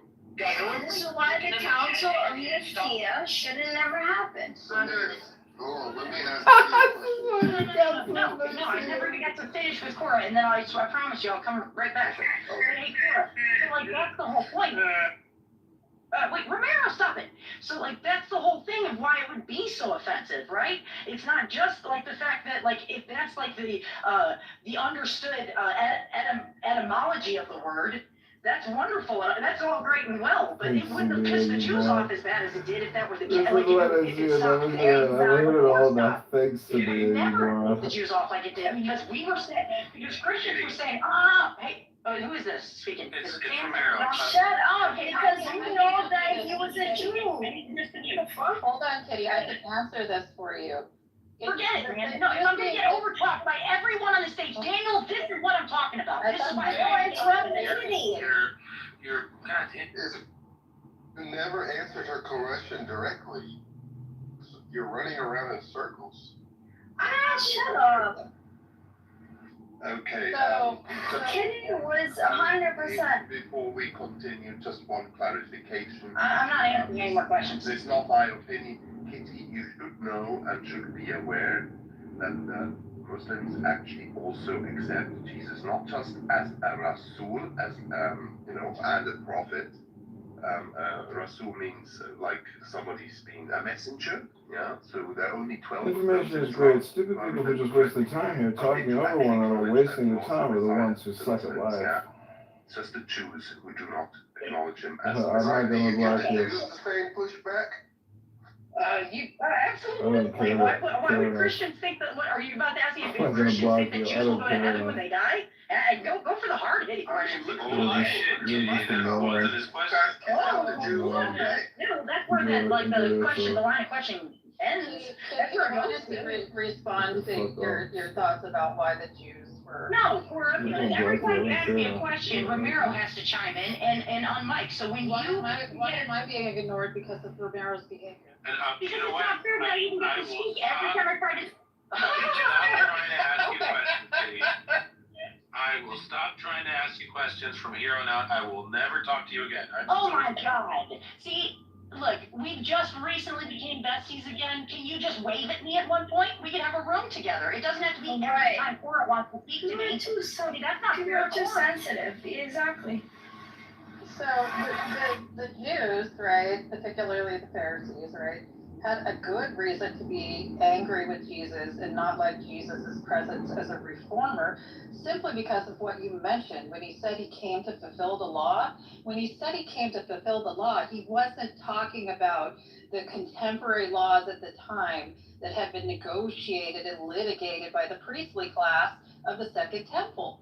He was talking about any law that was considered directly handed down by God. So what they did is that they had extreme political influence by setting laws of behavior and social mobility and social interactions and all of that. Like this is all very well exemplified, like by getting angry with the money changers at the temple, talking about people washing their hands and how it's kind of pointless, like that's exactly why they were pissed off. I completely agree. As soon as he said he was king of the Jews, or or implied it by saying he was Messiah, they saw their opportunity to leverage the Romans and point him out as a political insurgent, and that's what they got killed. Yeah, because they were cowards. But so now everybody else on stage was not, they were agreeing with, like, I think it was Romero saying that it was all of the Romans. And I was like, no, it was really the Jews that were pissed. They were literally screaming, I'm with you, Cora. I completely agree. That's what I was trying to say. That was the point. Like, that's when it became political. That's when it became. Yeah, what Cora said is completely wrong.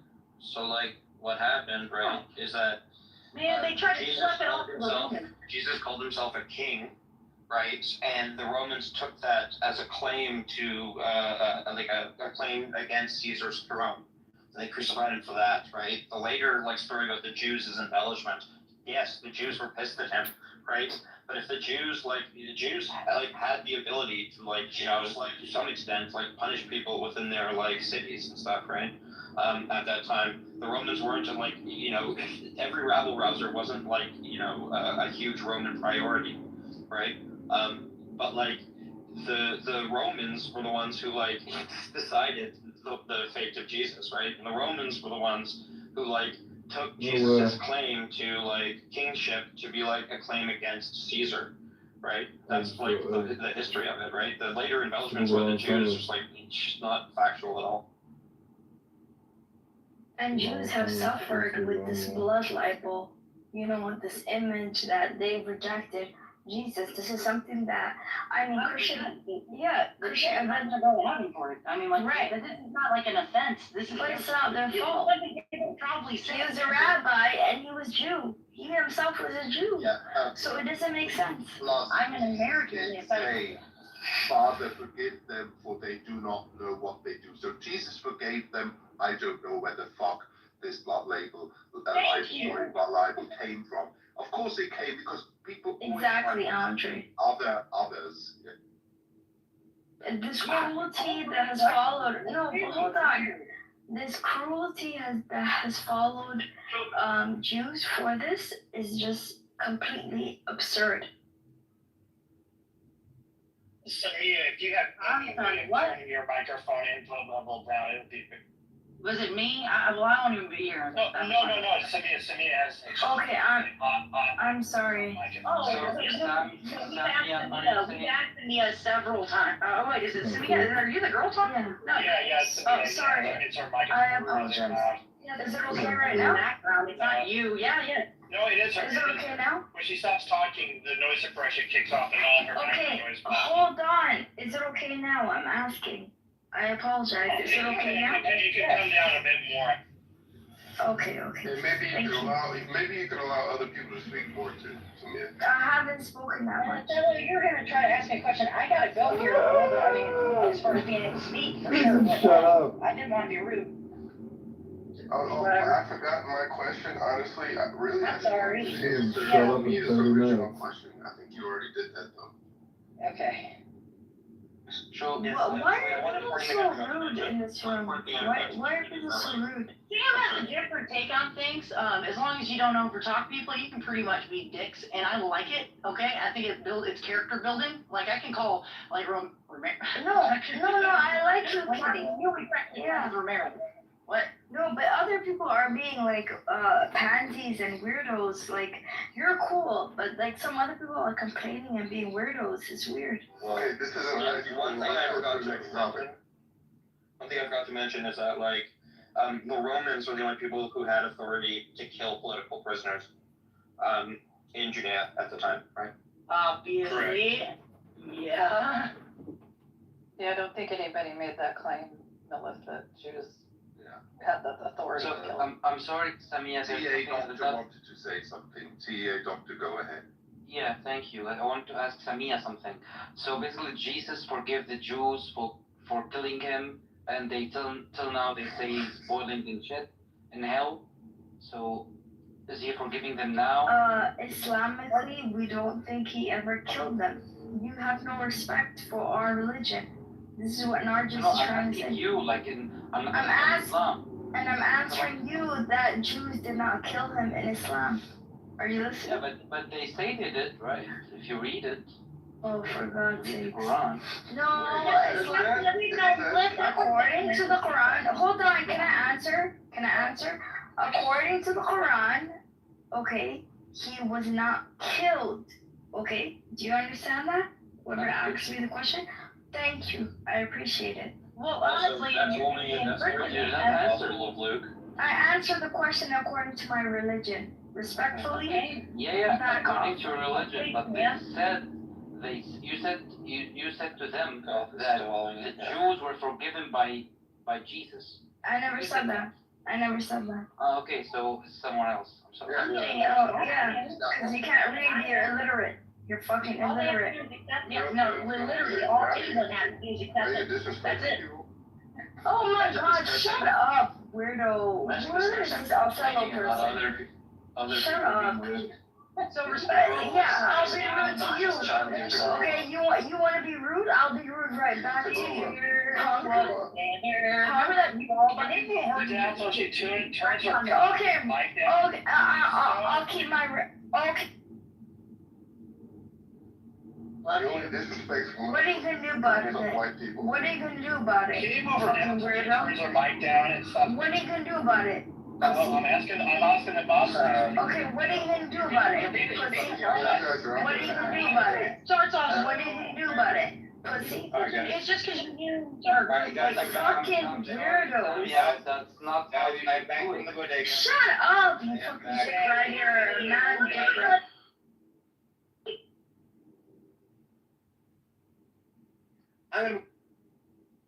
If you talk over me or anyone else, you're getting moved down immediately by me.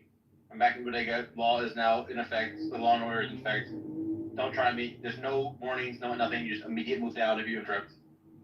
Anyway, I think that we were talking about earlier is just Islam disrespected as a religion, and yeah, I think it is disrespected. I think that it has a fake sense of respect that it gets because if you criticize it, Muslims try to kill you.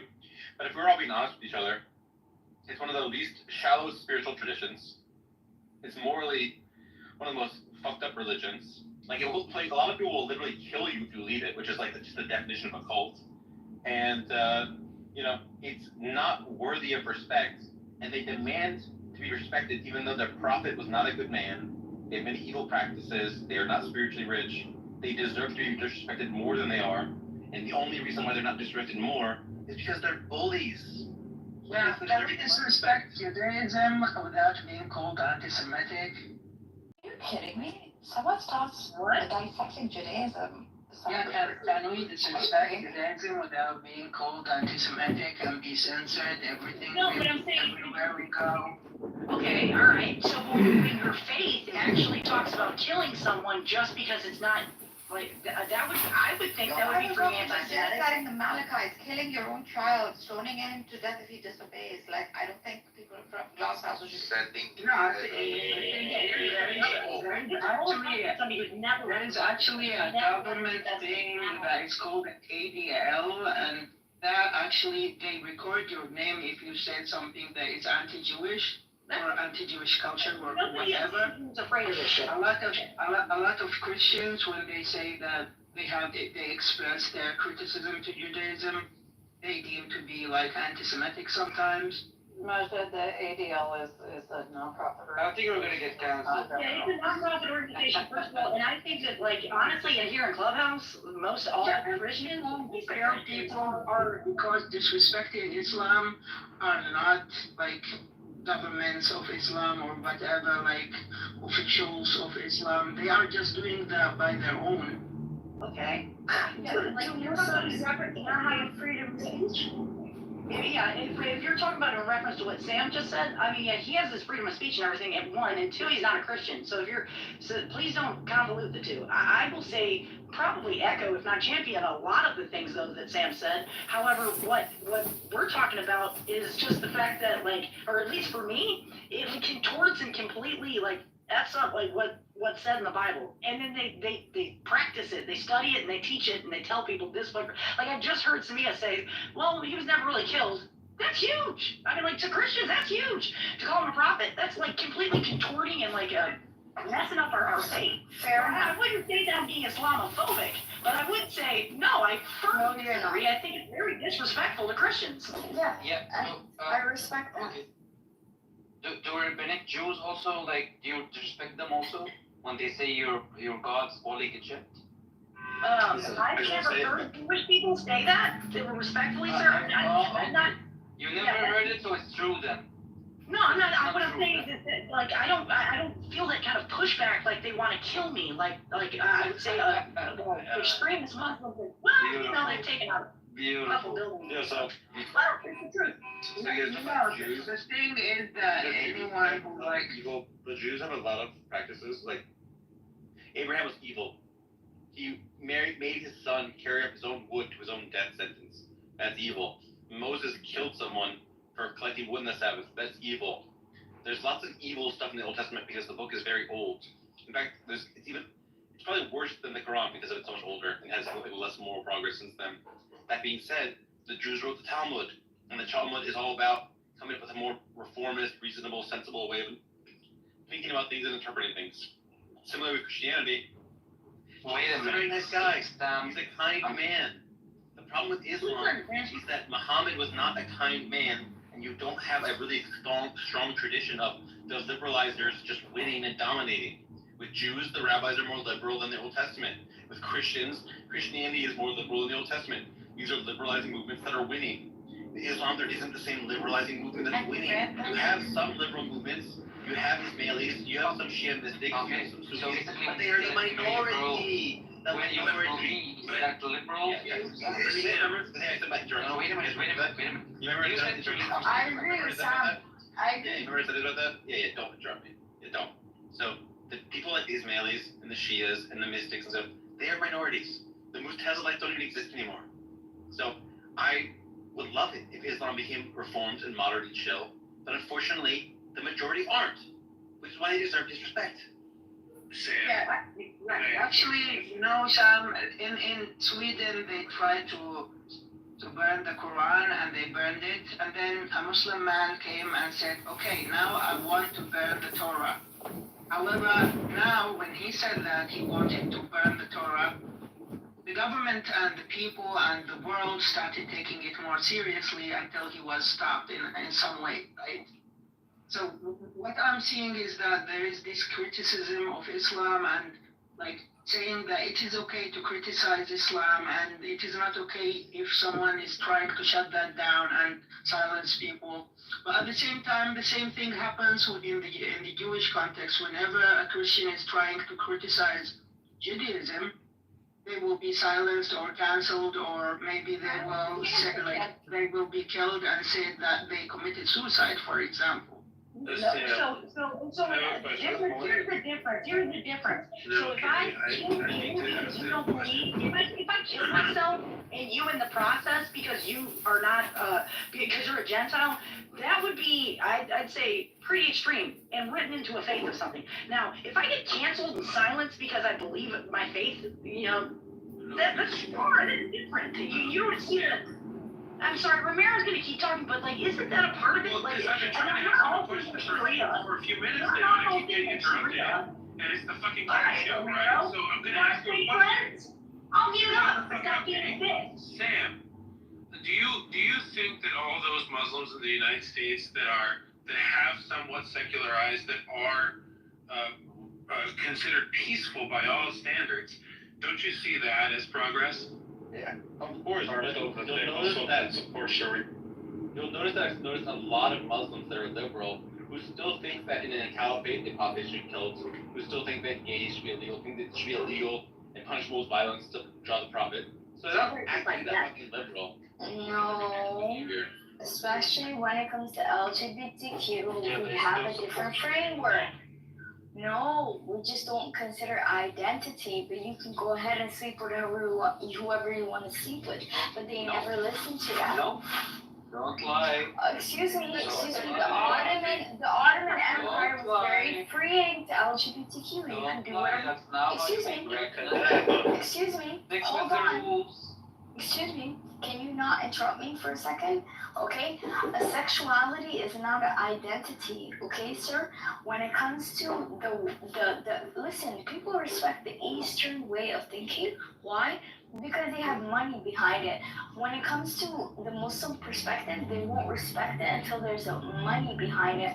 Now, we don't consider a sexual identity a fucking identity. We don't. We consider it hyper exhausted, and I can't wait for you to talk. If you want to sleep with whoever the hell you want to sleep with, marry whoever you want to marry, go fucking ahead. But that's not an identity. Hold on. I agree. We don't consider. Yeah, we don't consider identity. Listen, there's gay and queer people in every society. Stop it. They're in every society, and you're making their lives more dangerous by acting this way, okay? By making it their sole identity, okay? The Muslim community used to be more accepting of LGBTQ before you turn it into their sole identity. This is an Americanized way of thinking. You want to make an identity that's rainbow based off of America, right? Based on the Stonewall riots, is that what it is? Right? Same with the BLM? You're so confused. Stop talking. Oh, no. Thank you, Kitty, but I'm crazy, right? I'm crazy, right? Because our sexuality is our identity. Thank you, Kitty. Sorry. I'm sorry. I didn't know. I'm sorry. Okay, my question is, That's your identity. Sorry, I apologize. Sorry, Sam, but my question is still not answered. No, what would make the gays It would make gays a lot safer in the Muslim world if Muslims stopped thinking that it'd be okay to kill them. The idea that, we make gayness an identity and that makes them more safe. No, it makes them safe. People killing them. People hurting them. I hate your lack of self-control. I love that I can just put you down. You all fucking suck. Your ability to have self-control. Okay, but the problem is, when it comes to killing people for being gay, that's what makes gays' lives dangerous. Not having an identity, not promoting LGBT, none of that makes their life dangerous. What makes their life dangerous is people hurting them. Muslims thinking that you should hurt them. That's what makes their life dangerous. Obviously. And actually, a lot of homosexuals in the West nowadays are committing suicide because of there is a propaganda against them that even telling them to stay away from children. But actually, my question is still not answered. Why, when a Muslim, when a person who's not a Muslim tried to burn the Quran, a lot of people said it's his freedom, but the same people, when another Muslim said, I want to burn the Torah, they criticized him and they tried to stop him. Why is there a double standard? Yeah, I'm happy to answer your question, because people are hypocrites and don't have lots of reasonable standards on things. That being said, most of the free speech organizations like FIRE, like Freedom from Religion Foundation, etc., would support you having the freedom of speech to burn the Torah. And so, yeah, you're right that some right-wing people don't have fucking principles, and they'll just say, yeah, burn the Quran, but don't burn other stuff. And they're stupid. They should have a principled idea that you can burn stuff. But you're right. You're fighting hypocrisy. Now, there is a reason why people would be a little bit more careful about sort of really public anti-Semitism, given that the Holocaust happened recently. But it's still, I think it should be okay to burn the fucking Torah if you want to. That being said, yeah, the fucking Quran is more worthy of criticism right now. Islam is a worse set of ideas than Judaism right now. It's more dangerous. Jews die of it. And you gotta look at the fact that these people have allyship, you know. That's true. Can I speak, Sam? Like you're speaking. You know what's funny? You're speaking, but the Christians kill more people than us traditionally. You kill so many people. You're the terrorist. You're asking. Listen, you're asking. Can I speak for a second or so? Hold on, Tom. You're asking why European nations, who generally have a war against Islam and are generally filled with European people who are either Christian or Jewish, why they would have a problem with you burning their book, their Bible. You know what I'm saying? You have to understand, these people have an alliance and they are at war with Islam, so of course they're going to do all the backhanded stuff. No, brother, you see, you're missing a point. The problem is there is so much of illegal immigration in Europe right now of Muslims. Yes. illegal immigration, and they want to destroy Europe. Yeah, but they don't run And anything. they want to put Sharia in Europe, man. Damn it. They don't I run mean, if you're a Muslim, I respect you, right? I mean, Are you don't be in an idiot. Europe, That's Thomas? all. Are you in Europe, Thomas? Are you? Sorry? Are you? No, I live in Singapore. You're from Singapore. Yeah. Okay, so why do you care about Europe then? Why do I care about Europe? Because half my family is in Europe. Half of Europe because you're European? All my maternals are in Europe. In Europe, okay? In London, Belgium. Okay, dude. So I care about Europe because these Muslims, bastards, are trying to just destroy Europe. Yeah. Okay. You know, can you imagine in Vatican, they are bloody fucking doing prayers Look where the war in public spaces? I mean, what the fuck they want to do? They want to show that, they want to show what? Dominance? Look at what the fuck is happening in UK, what the fuck is happening in France. Gaza. Yeah. Don't forget. Yeah. I mean, you just look, man. Don't we? What the fuck is happening right now of illegal immigrants in Los Angeles? What are you? I'm against the terrorists. I'm jihad against terrorists, and I support him because he knows exactly what they're doing to Hindu women. Fuck you, terrorists. Fuck terrorists. I like Nargis is my friend, and I respect her. Actually, I live in the Gulf country, right? And there are a lot of immigrants here, right? There are a lot of immigrants from India, for example, in the Gulf countries. People are not complaining about that. The locals are 10% in Gulf countries. You know that?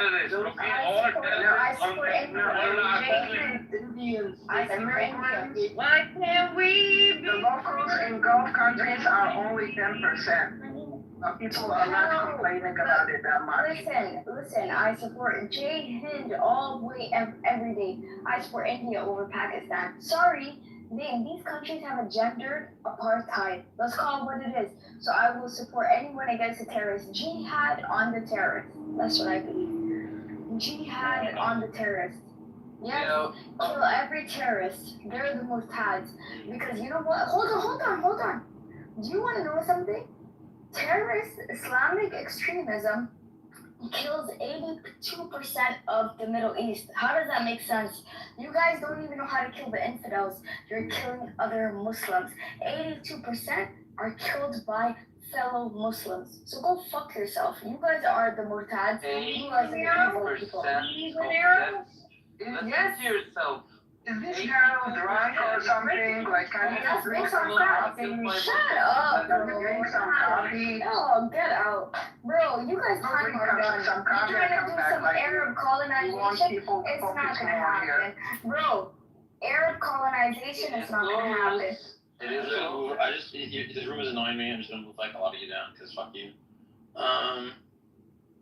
So, to doctor, you there?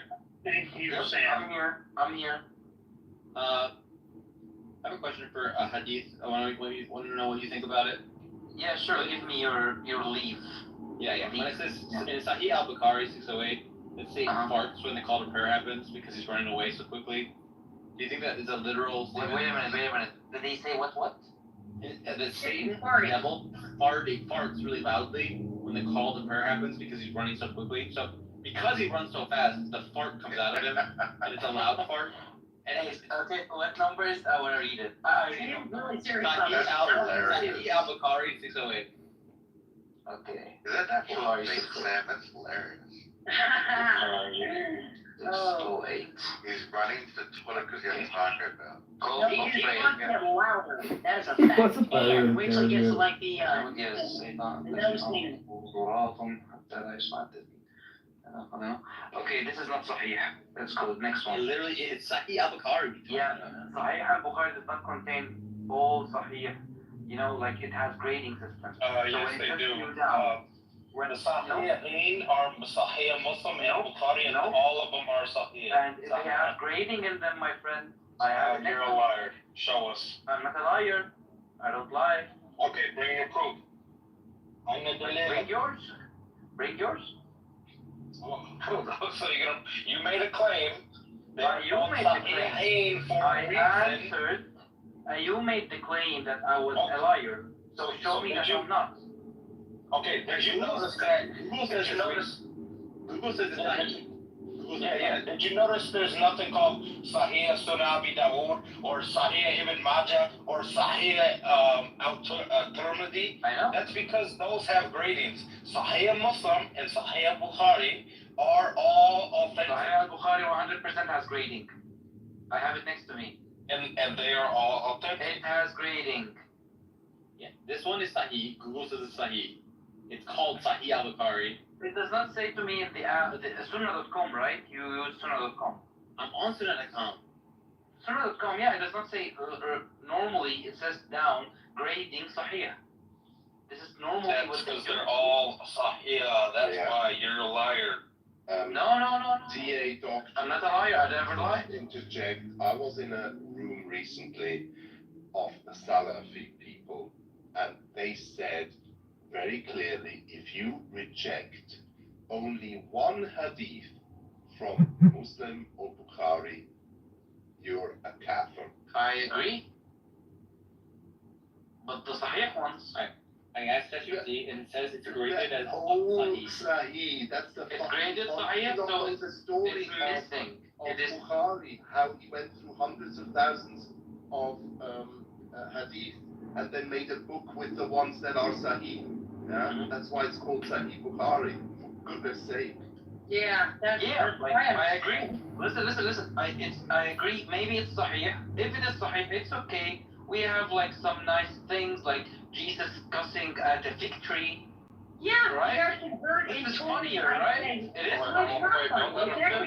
Don't let him. It is not deflecting. It's not deflecting, even if it's correct.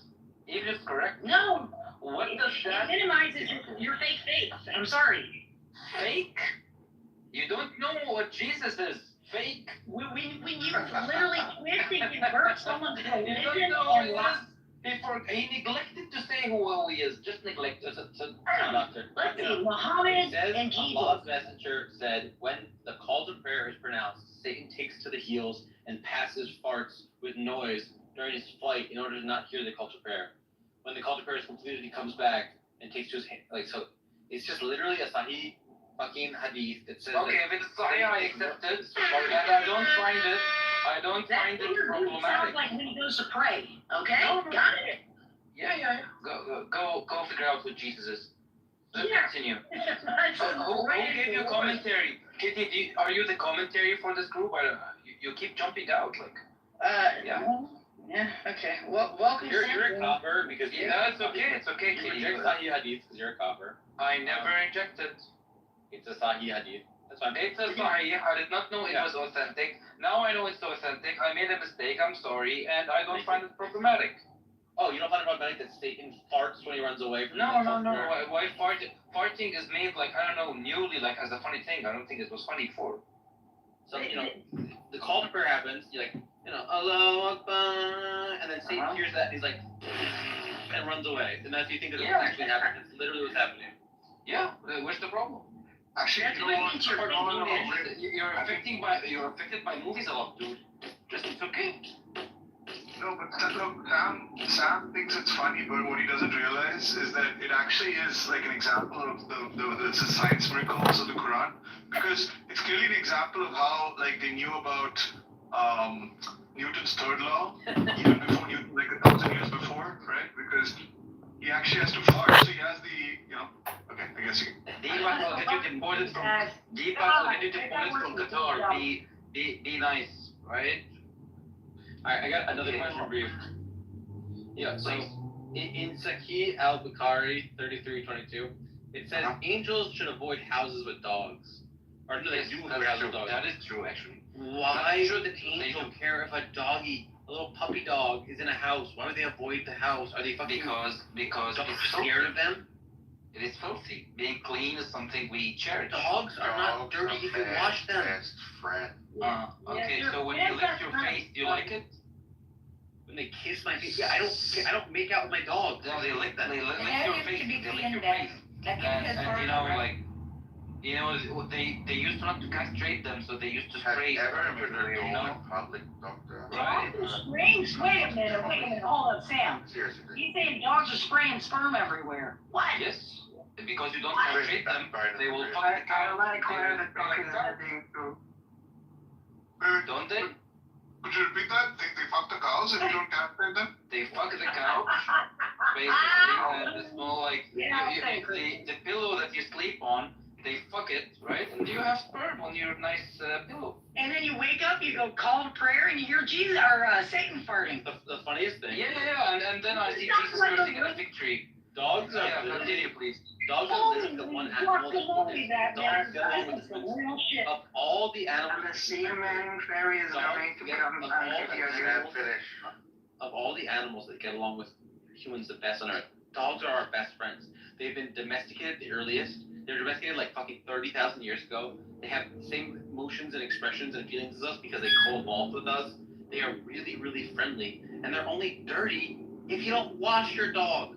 But they're not dirtier than like a cat or any other pet you could have. They're really friendly. And just because Muhammad had like a fucking fear of dogs or some shit, doesn't mean that an angel had that stupid idea to think that dogs are bad. Dogs are really nice. So are you comparing cats to dogs by cleanliness? Yes.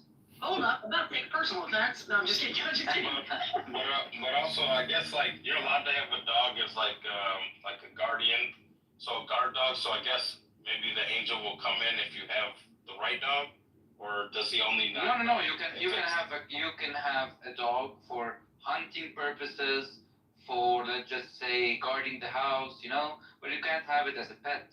Runs away and runs around. Here, doctor, check it out. Look at my gift. If you have it as a pet, will the angel not come? So if you have a guard dog, will the angel still avoid the house?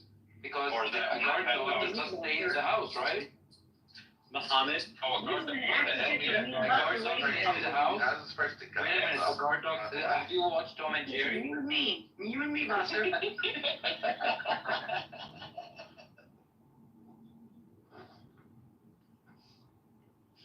There's a hadith where Muhammad kills all the dogs in a town. He's like, you know what? I don't like these dogs, and he fucking kills all of them. He commits a fucking dog genocide. Can I please see it? Because he's a fucking moron. He's the name of This was a respectful discussion. Sahih Muslim 1572. He says, Allah's messenger ordered us to kill dogs, and we carried out this order so much that we also killed the dogs coming with a woman from the desert. Then Allah's apostle said, you know, don't kill all the doggies. And then he said, it is your duty to kill the jet black dog because that is the devil.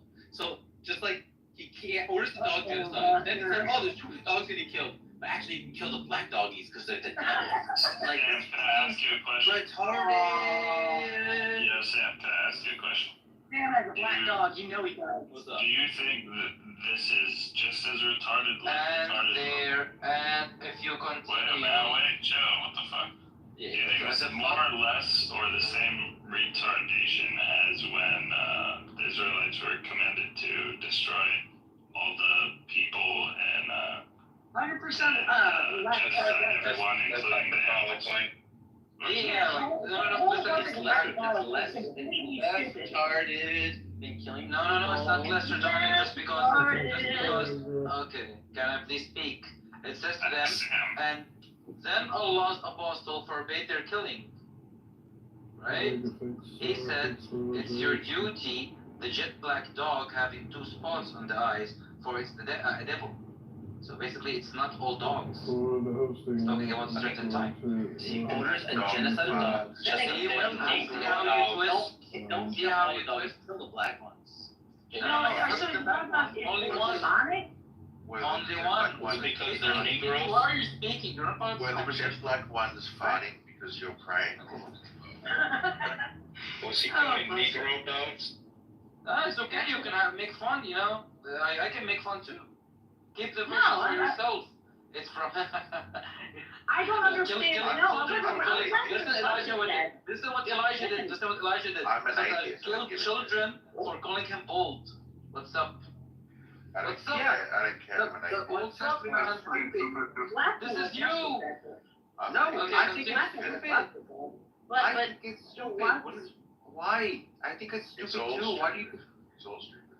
Actually, you know what's funny? You know what's funny? Kitty is okay with you. Listen.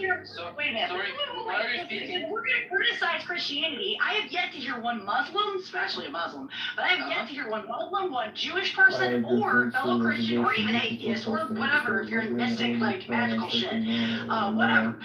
Start at the New Testament and criticize like the Christ in Christianity. Start with the New Testament, okay? And like, let's bring up a beef that you've got. Seriously, look at Okay, I will start. So why do you believe God? No, why did I even do this to myself? I will start. Sam, you might want to put it down. I'm probably going to beat the shit out of this guy. Yeah, you should. Yeah, I will. So why do you worship a God that committed suicide for your sins? I don't. I'm a fucking atheist. Everyone just because Christianity and Judaism are stupid, it doesn't mean that Islam isn't stupid. You're not gonna ever make me go, oh yeah, you're right. Christianity is stupid, therefore Islam isn't stupid. I'm just gonna say both are stupid every time. So I don't know why you think this is like gonna work as a rhetorical strategy. Every time you do this, I'm gonna say, yeah, they're both dumb. They're both dumb as shit. Yeah, but if you had to pick between Christians and Muslims, also is dumb. Really, I think atheism is really dumb.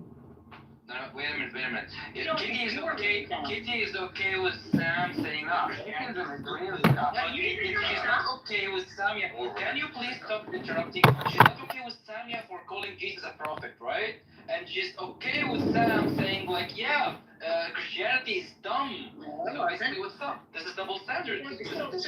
So first of all, that's a lie. But the good thing is I think Sam always puts the replays on. Yes. Okay, all right. So replays are on. So I said, no, hey, wait a minute, Sam. That's not true. And then he was still talking, so I tried to be quiet, respectful. And then when he finished, I said, but if that's really how you feel, Sam, which one would you say is more retarded, Muslims or Christianity? And he didn't speak. But why are you comparing?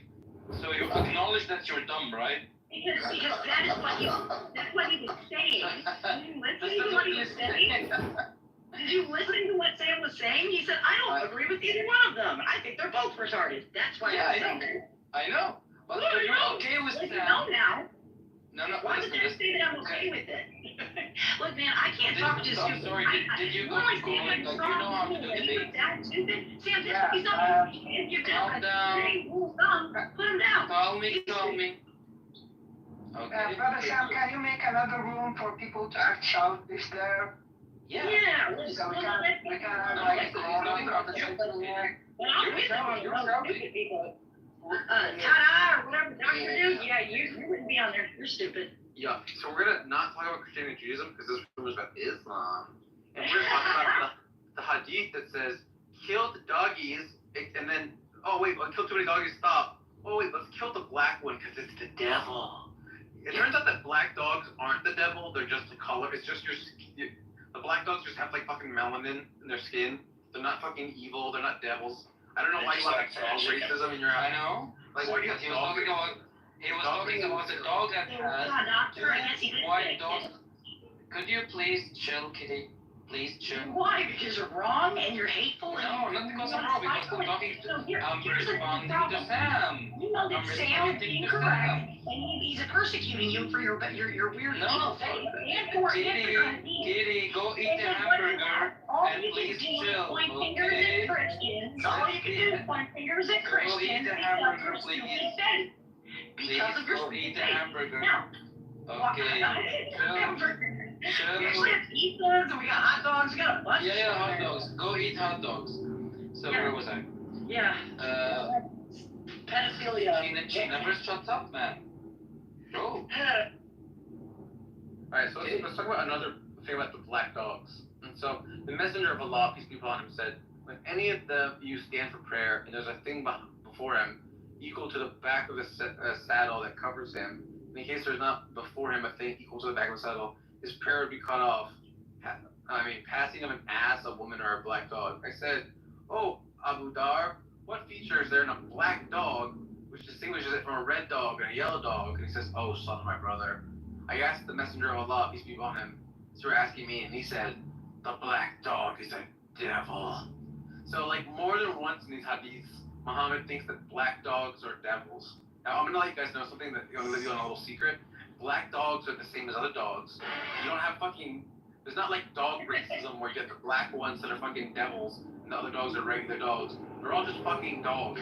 And it's childish to think that certain color dogs are demons. Well, it's a childish view. Biologically, we're the same. Okay, Is brown okay, or is it too dark? Or is it just like... Okay, are we finished here? Okay, thank you. So basically, you merged two hadiths together. So basically, the first time he was talking about a certain dog that has two white dots on its head, right? And the other one you're talking about breaking, he's talking about breaking the prayer. It's not about the dog, it's himself. So you merge two things together. Yeah, but the guy was asking the difference between the different kind of dogs in the hadith about the prayer. Okay, I need to read that one. Could you please tell me the numbers? The first hadith I said was Sahih Muslim, and it's 1572, 1572. And in that one he says, kill all the doggies. Oh wait, we killed too many doggies. No, stop genociding the doggies. But keep genociding the black ones because they're the devils. And then in the other hadith, the guy goes, hey Muhammad, why are the black doggies more, bad than the other kind of colored doggies? And they're like, the black doggies are the devils. So clearly Muhammad has a belief in his mind that if you're a dog, could you please give me the number of the second black, you're a devil. Okay, the number of What's also interesting is that it says that the devils sleep in your nose. So I guess they're saying that black dogs sleep in your nose at night because it says that the devil sleeps in your nose. Yeah, so it's kind of Muhammad would have hated DMX. Listen. Can you please tell me the number of the second one about dogs? 510A in Sahih Muslim. So I have 510A. Okay. Yeah, you got it. 510A. Black dogs are biologically the same as other colors of dogs. What'd you say, Mark? Black dogs are Don't you scream that people, religious people are devils? Okay, bye Phoenix. I'm coming over Mark, so you're done. It's possible that it's kind of like... what's up, Mark? Hey, doctor, I'm gonna move you down. Don't stop. So what's up, Mark? Right. It's possible that just as humans have clothing preferences, devils have like possession preferences, and they just made like taking over black dogs more than other color. Is this because they're racist? Are the devils racist? I mean, if anything, they're like racist in favor of black dogs because they consider them more pleasant. Is melanin devil spawn? No, it just looks cool.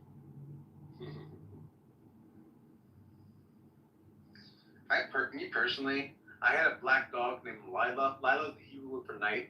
And my dog Lila was one of the sweetest dogs I've ever had. So, I would just say, don't be racist against black dogs. There are sweet black dogs in the world. There's sweet red dogs. There's sweet yellow dogs.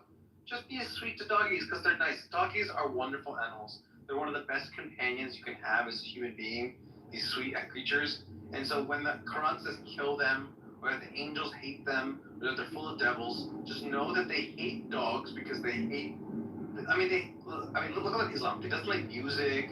It doesn't like, love, because it doesn't like gay people. So love, music, dogs. Is there a literal good thing that Muslims don't just fucking hate and try to stop? Yeah, I do say a black dog, but he used to steal all my food. That's inductive evidence that black dogs are dumb.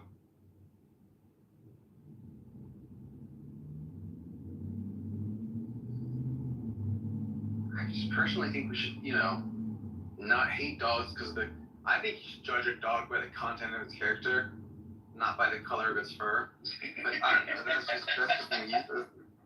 Got it, love you, Sam. I have a dream today that one day little black dogs and little red dogs will sit together in the brotherhood of lovingness. I have a dream that my toilet will get drinking by a black dog or a golden retriever or a Dalmatian. I have a dream that one day I'll go to a dog park and a little black dog and a little poodle, they will get together and they will love each other Let freedom ring. That's so. Are there any Muslims here that even accept that hadith? I hope that speech has, yeah. Yeah, we need Are there any Muslims? Yeah, Are there any Muslims here that even? Are there any Muslims here that even accept that hadith? Okay, I read about it. Or any of the other hadiths that have been brought up? You read about it, but do you accept it? I read about it, and I'm reading now. As we can see here, it says to you like it's not about because he is a black dog, because in Islam there's a lot of hadiths that say there's a higher chance of a black dog of being a devil. It's not because a black dog is a black dog. So yeah. But like, how do you? Back up.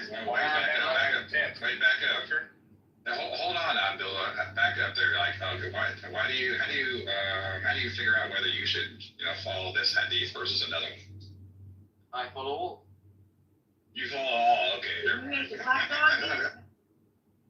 Oh wait, how do you determine which one is more likely to have a devil in it? Is it because I don't care if he's a devil or not. I just cut my prayer and kick him away. That's it. Why would you kick a dog? Why would you kick a dog? Why would I kick a stray dog? You kick my dog. Why would I kick a stray dog that kicked? Yeah, where is Sarah McLachlan? We need my her. dog. In the arms. Wanna pet that back? Wanna pet that dog? This reminds me of a quote by DMX when he goes, "Row, row, where my dog's at?" No, yes. Because what's our nigga wrong? Yeah.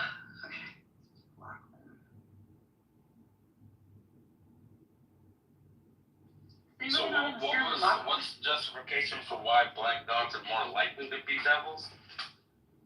I think there was none, I think. Oh, just darker melanin. So maybe like a brown dog is lesser likely. You got the light brown dog. Correct.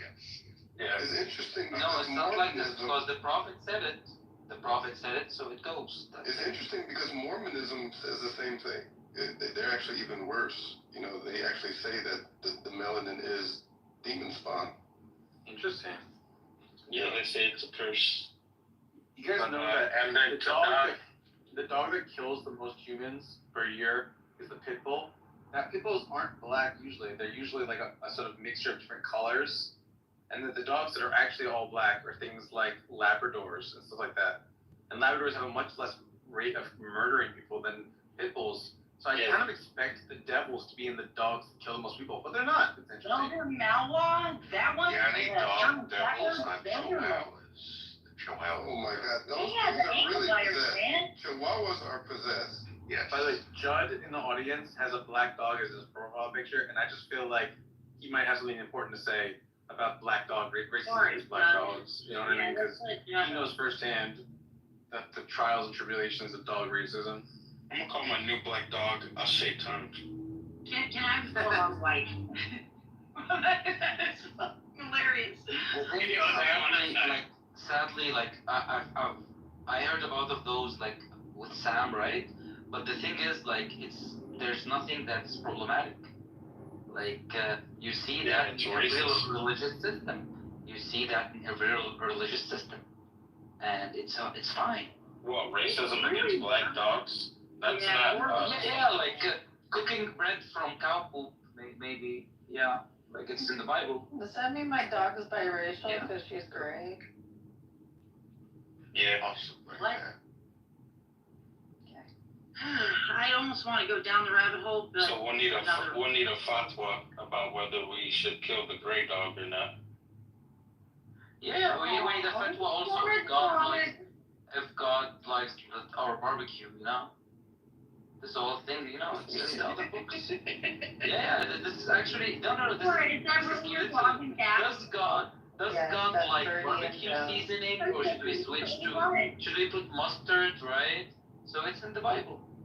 Yeah, can you shut up and go pick on your own religion? I'm sorry that you gotta stop.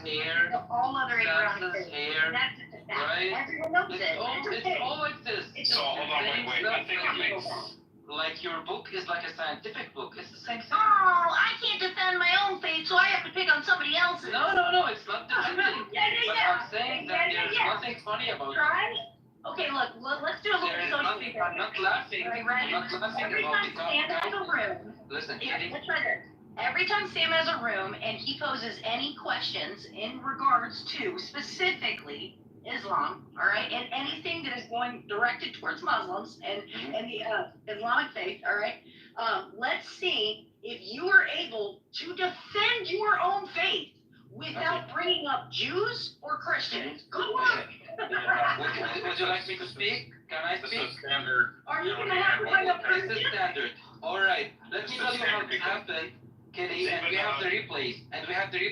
When Sam started speaking to me, I did not say anything about Judaism or Christianity. But when you started saying, haha, black dogs is the blind dog, or whatever, I looked at you, Kitty, and I used your fucking logic against you. That was like 7 people laughing at your dumb hadith. Yeah, but like most of them are Christians. Name one other one. You don't throw stones at a glass house. You have a glass house, Kitty, that you live in. What have we learned here? Right? What have we learned here? If Sam or anyone makes a room and has a topic about Islamic faith, that every Muslim, at least here in all of Sam's rooms, without a doubt, cannot defend their own faith without having to persecute and bring up other religions. That's kind of weak. Okay, that's not weak because it's speaking on the periphery of the religion. He's not going. I'm sorry, but he's not going for the rules that we have. He's going for funny stories. This is what he's doing. Well, yeah, shallow-minded here, they will take it. I don't find it fire. You got any funny hadith?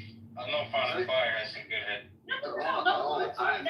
Actually, something funny thing. Something that's interesting.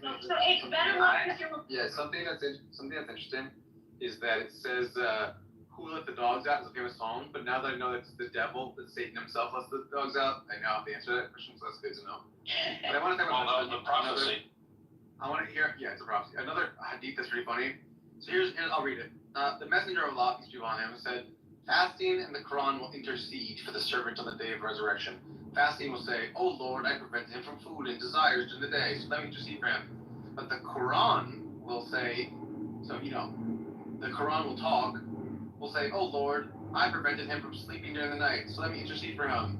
So on the day of judgment, the Quran, the book, is going to be like, I was done with Quran. I prevented him from sleeping during the night. And then God will be like, oh, okay, thanks, book. Thanks for talking to me, book. Is that before or after What is funny about it? The book an object.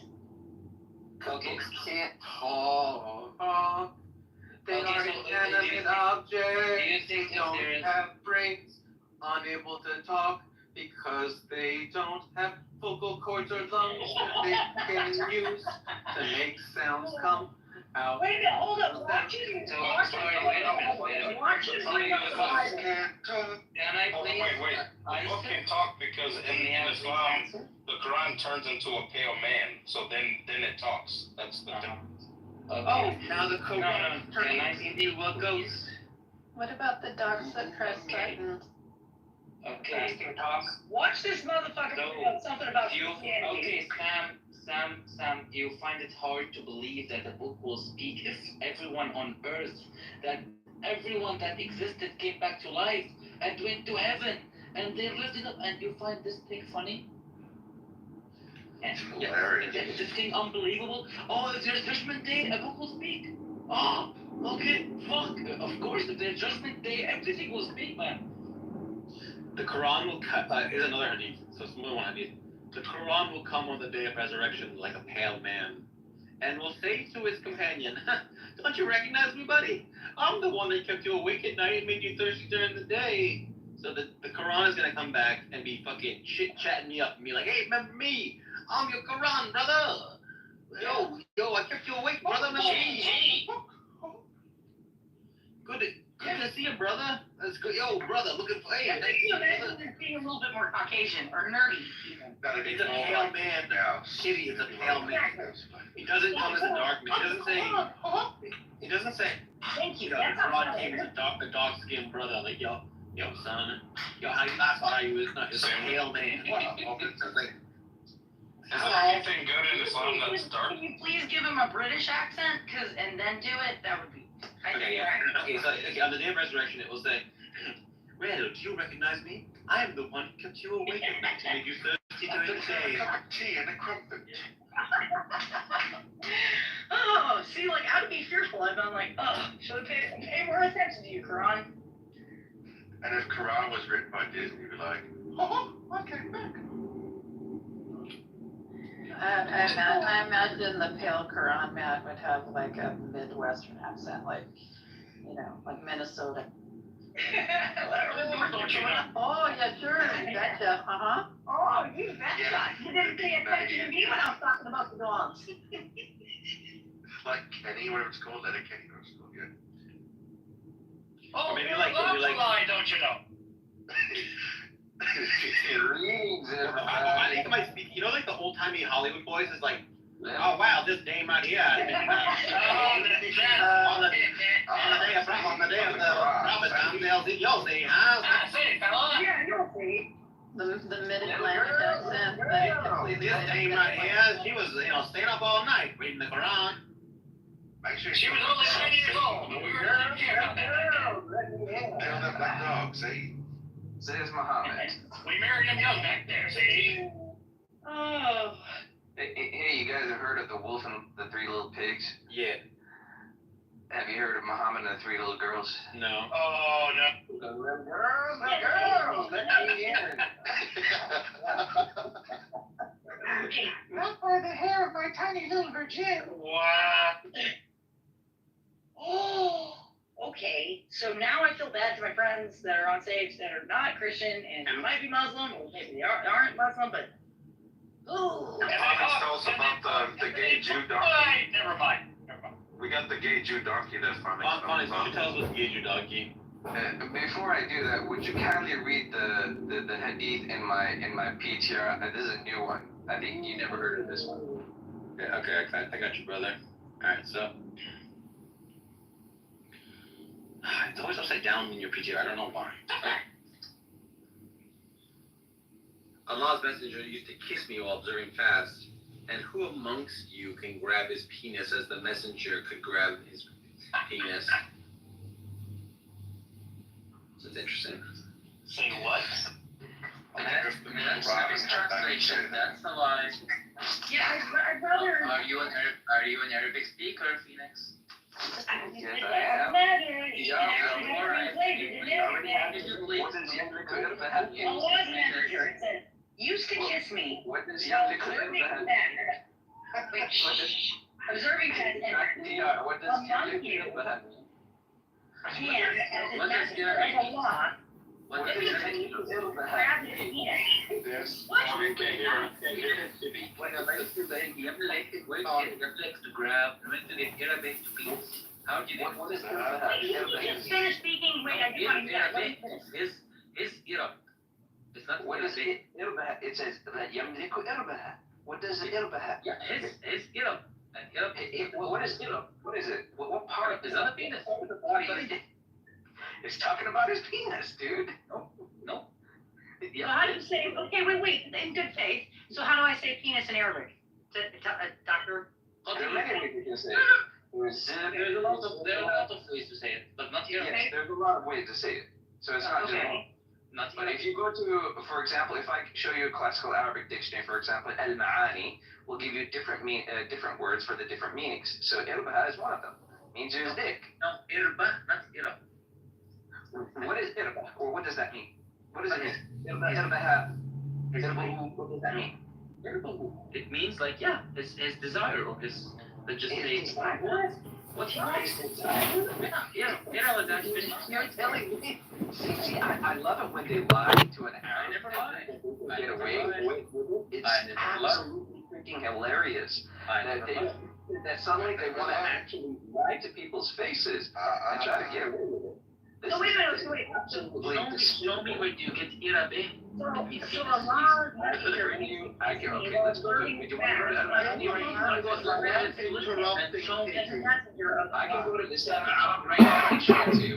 Show me Irabe. Show me Irabe. Show me Irabe. Show me Irabe. Yes.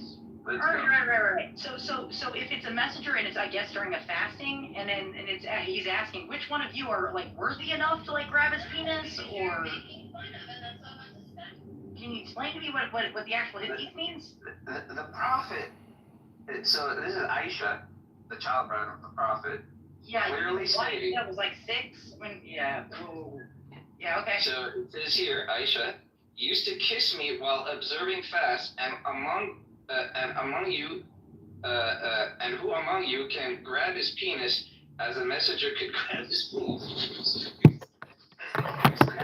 Desire would make no sense in that context. Yeah, exactly. It makes perfect Exactly, sense. it does not make sense. If you're coming from the mind of a child, wait a minute, if you're coming from the mind of a child, and this is where they're interpreting, and whoever's writing it out. Because I'm looking at both of those words. Yeah, they don't want to hear a Christian speak about it. Yeah. Like, I'm googling both of those words and nothing like that is coming upon. So like the first words, stuff like to possess, to own, to hold, and the second one like something a little bit different. Like where can we get a reference to an Arabic dictionary that this means penis? Yeah, And what is the number? What's the number? Who's that brought it? Sam's friend. Where did he go? Oh, Sam. TBT. Where'd he go? I don't know. Yeah, because he's lying. He was lying. What? Hey Sam. Now there's some like question on that one. I've never heard of that one, so I wasn't particularly invested in that one. I'm gonna go to Gemini because Gemini knows means to hold off. What? Say that again.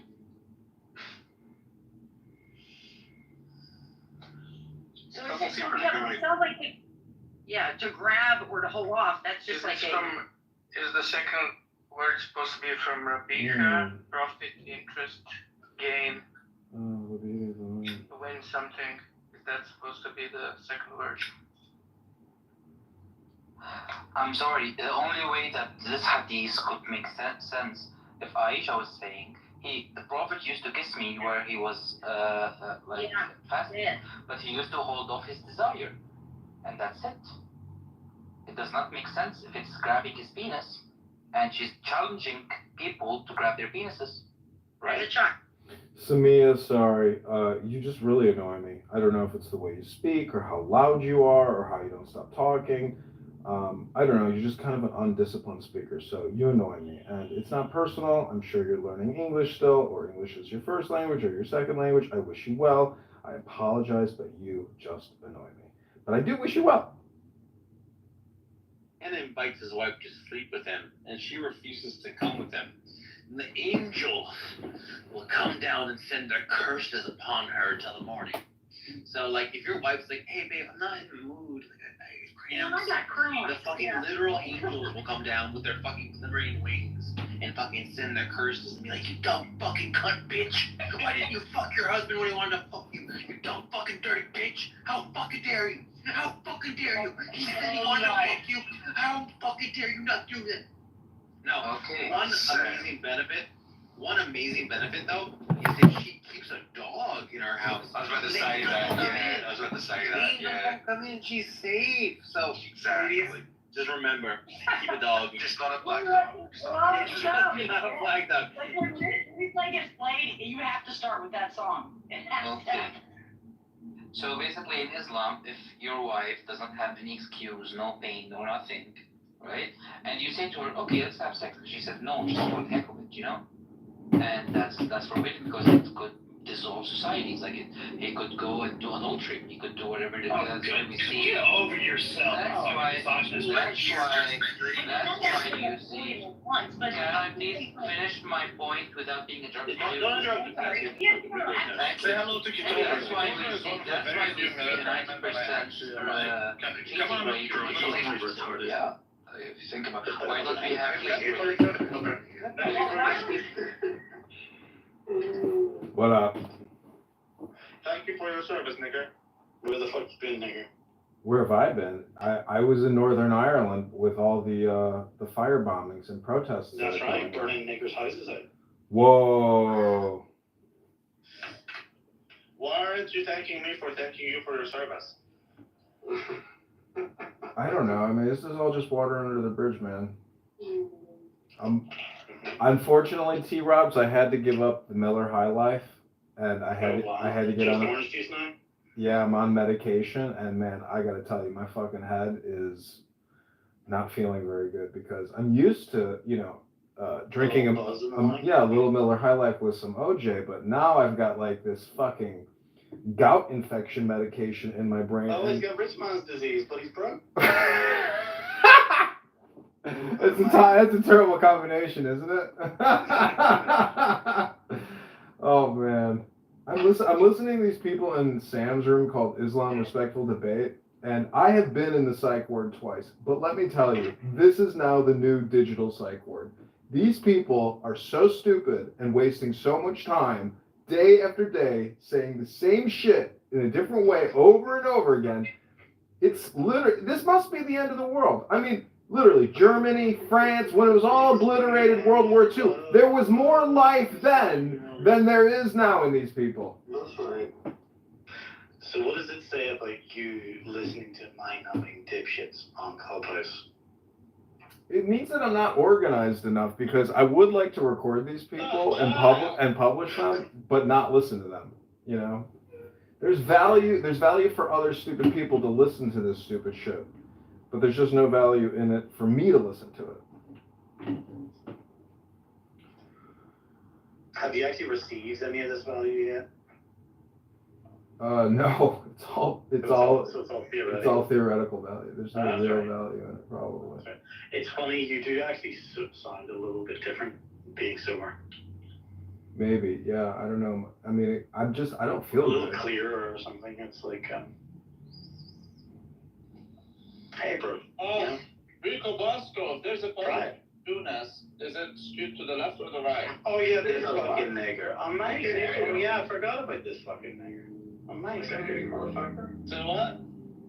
I said I forgot about this nigger. But no one knows. I'm talking to Rico. I know, I'm talking to him too. I forgot about this. Or not, believe it or not, we're sometimes other than you represent.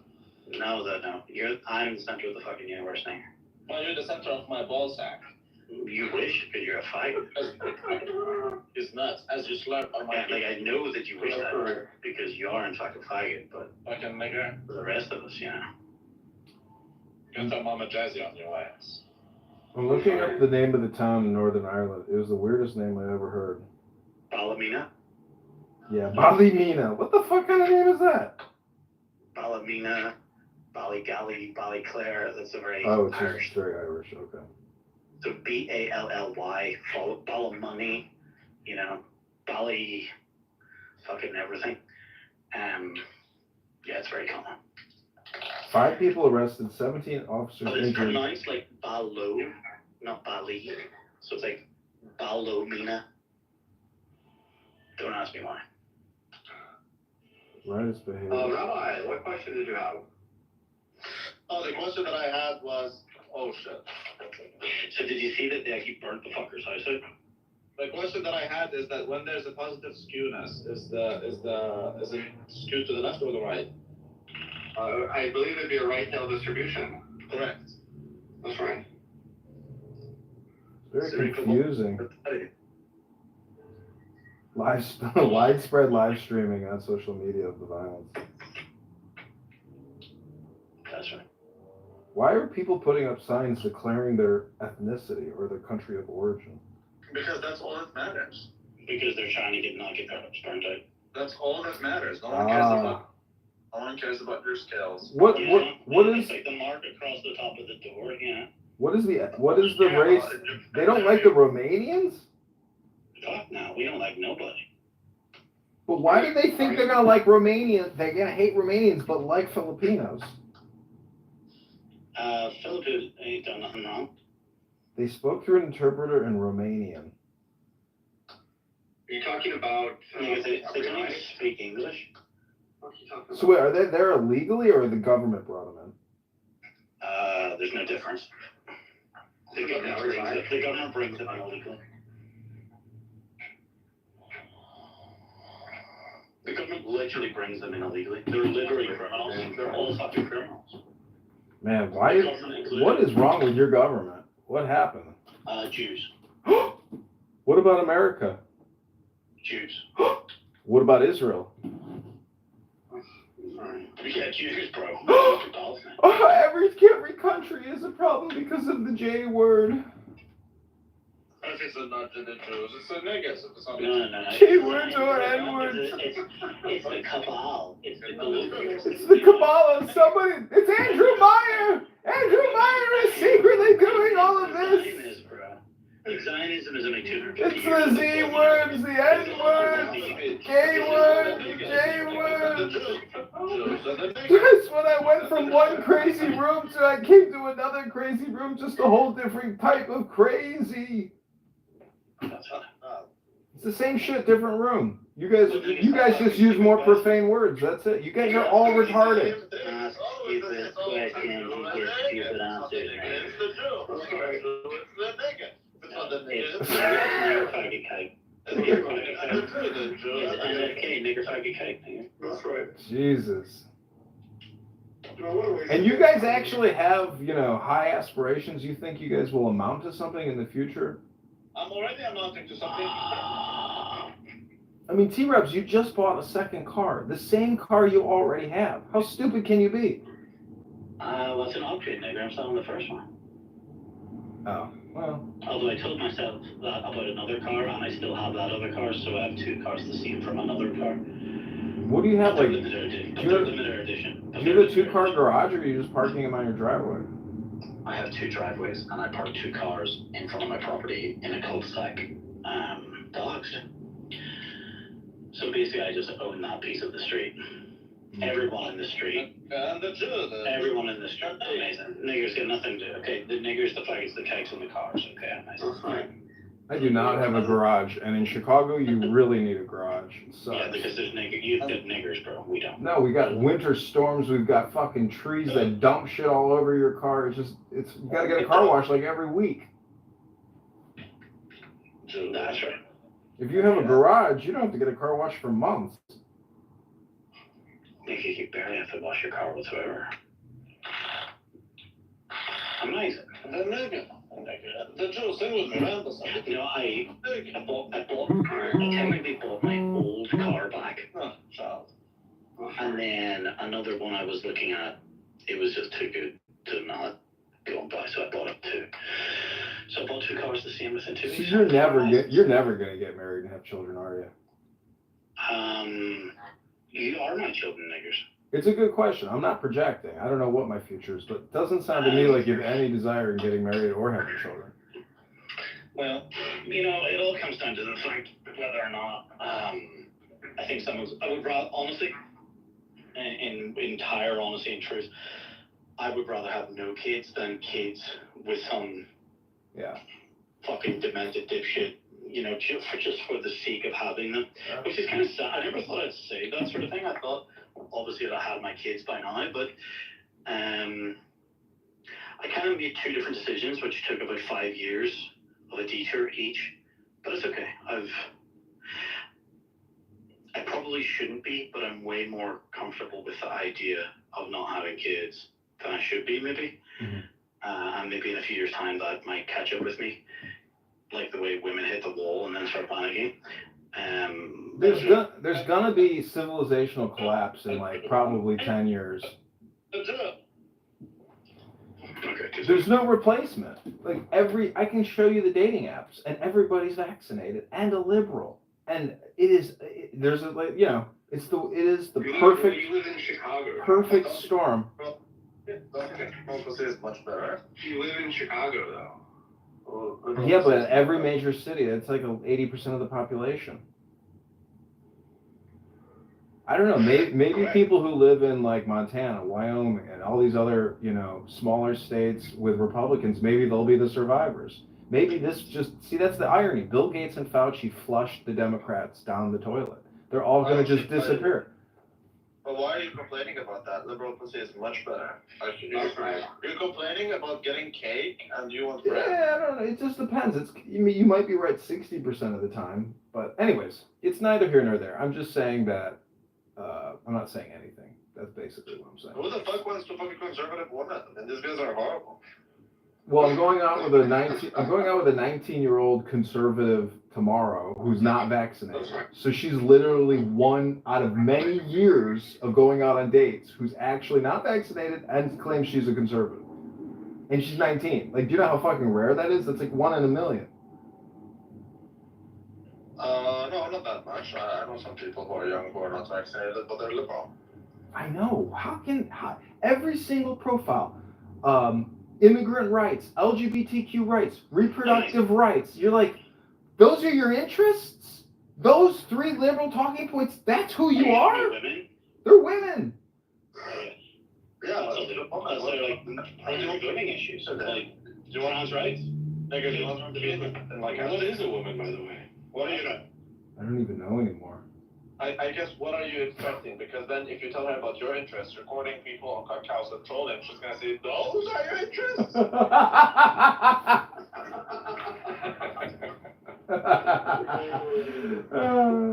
Well, at least he gets spiced up a bit to say that he holds sermons, right? And he reads poetry and, people actually listen, allegedly.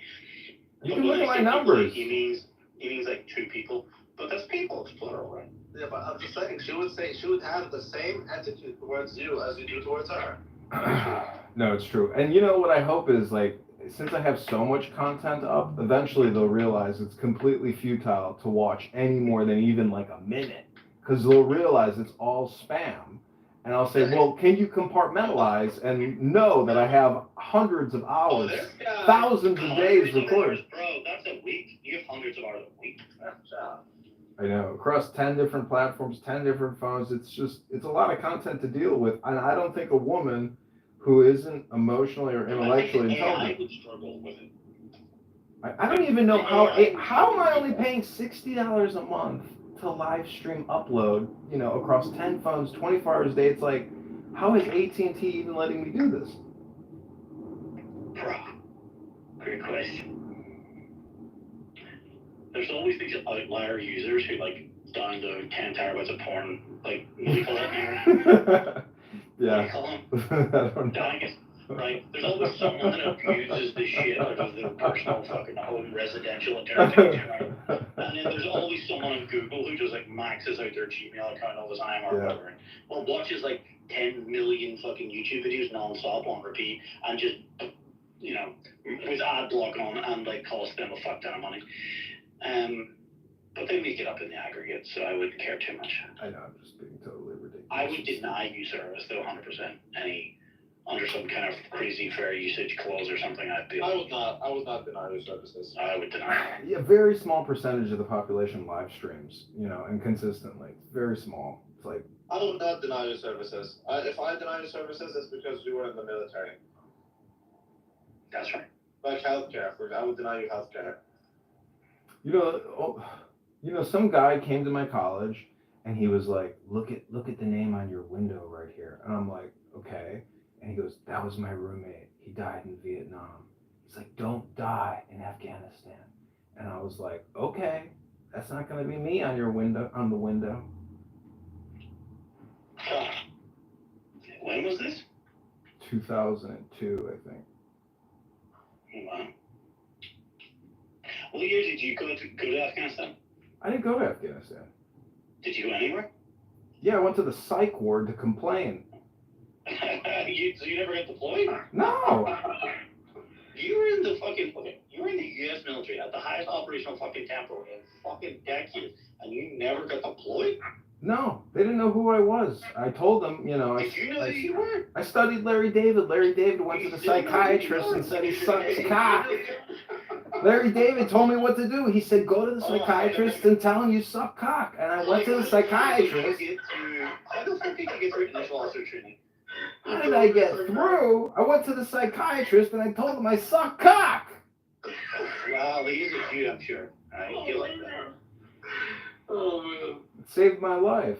I told you, the angel came to the room and was like, you're going to die over there. And I was like, all right, I'll go to the psychiatrist. Did you actually meet? Second Lieutenant Butterbar. Oh, wow. Okay. That makes sense. I'm about to get elected to Congress. It was all destiny. That's right. Where would you like me to redirect you to me to? Just wait till I get my campaign website up. Oh, your campaign. Yeah. Bro, you couldn't just want to fucking web to me. No, I can afford a web domain. I just got. If you want to win, John, if you want to win, you gotta run as a Democrat, though. It's possible, but I just got a really good Airbnb booking for a lot of money, so now I have a little bit of money again. Oh, wow. He's gonna go Miller High Life Plus when he comes back. 2-pack for $6.99. When's the prescription over? Man, I drank a little red wine yesterday, and the inflammation went right back up. And I was like, dude, I'm a fucking alcoholic. I like. You're a fucking up. You heard it here. But this you know what's funny about this medication is it's not just like treating the blood. This shit is like psychiatric because it's giving me like brain blockage, and it's like being on a bipolar medication because you can't drink on it. So, anyways, just funny how it's like. Every drug goes through your brain. When it goes in your blood, it's going through your brain, you know? So did they, when you went to be treated or whatever in the past, was it for bipolar? I got diagnosed bipolar in the Army, yeah. No. And is that considered under disability? Yeah.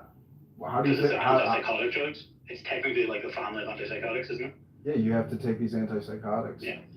They disable you, literally, because they don't want you robbing a bank. You sick fuck.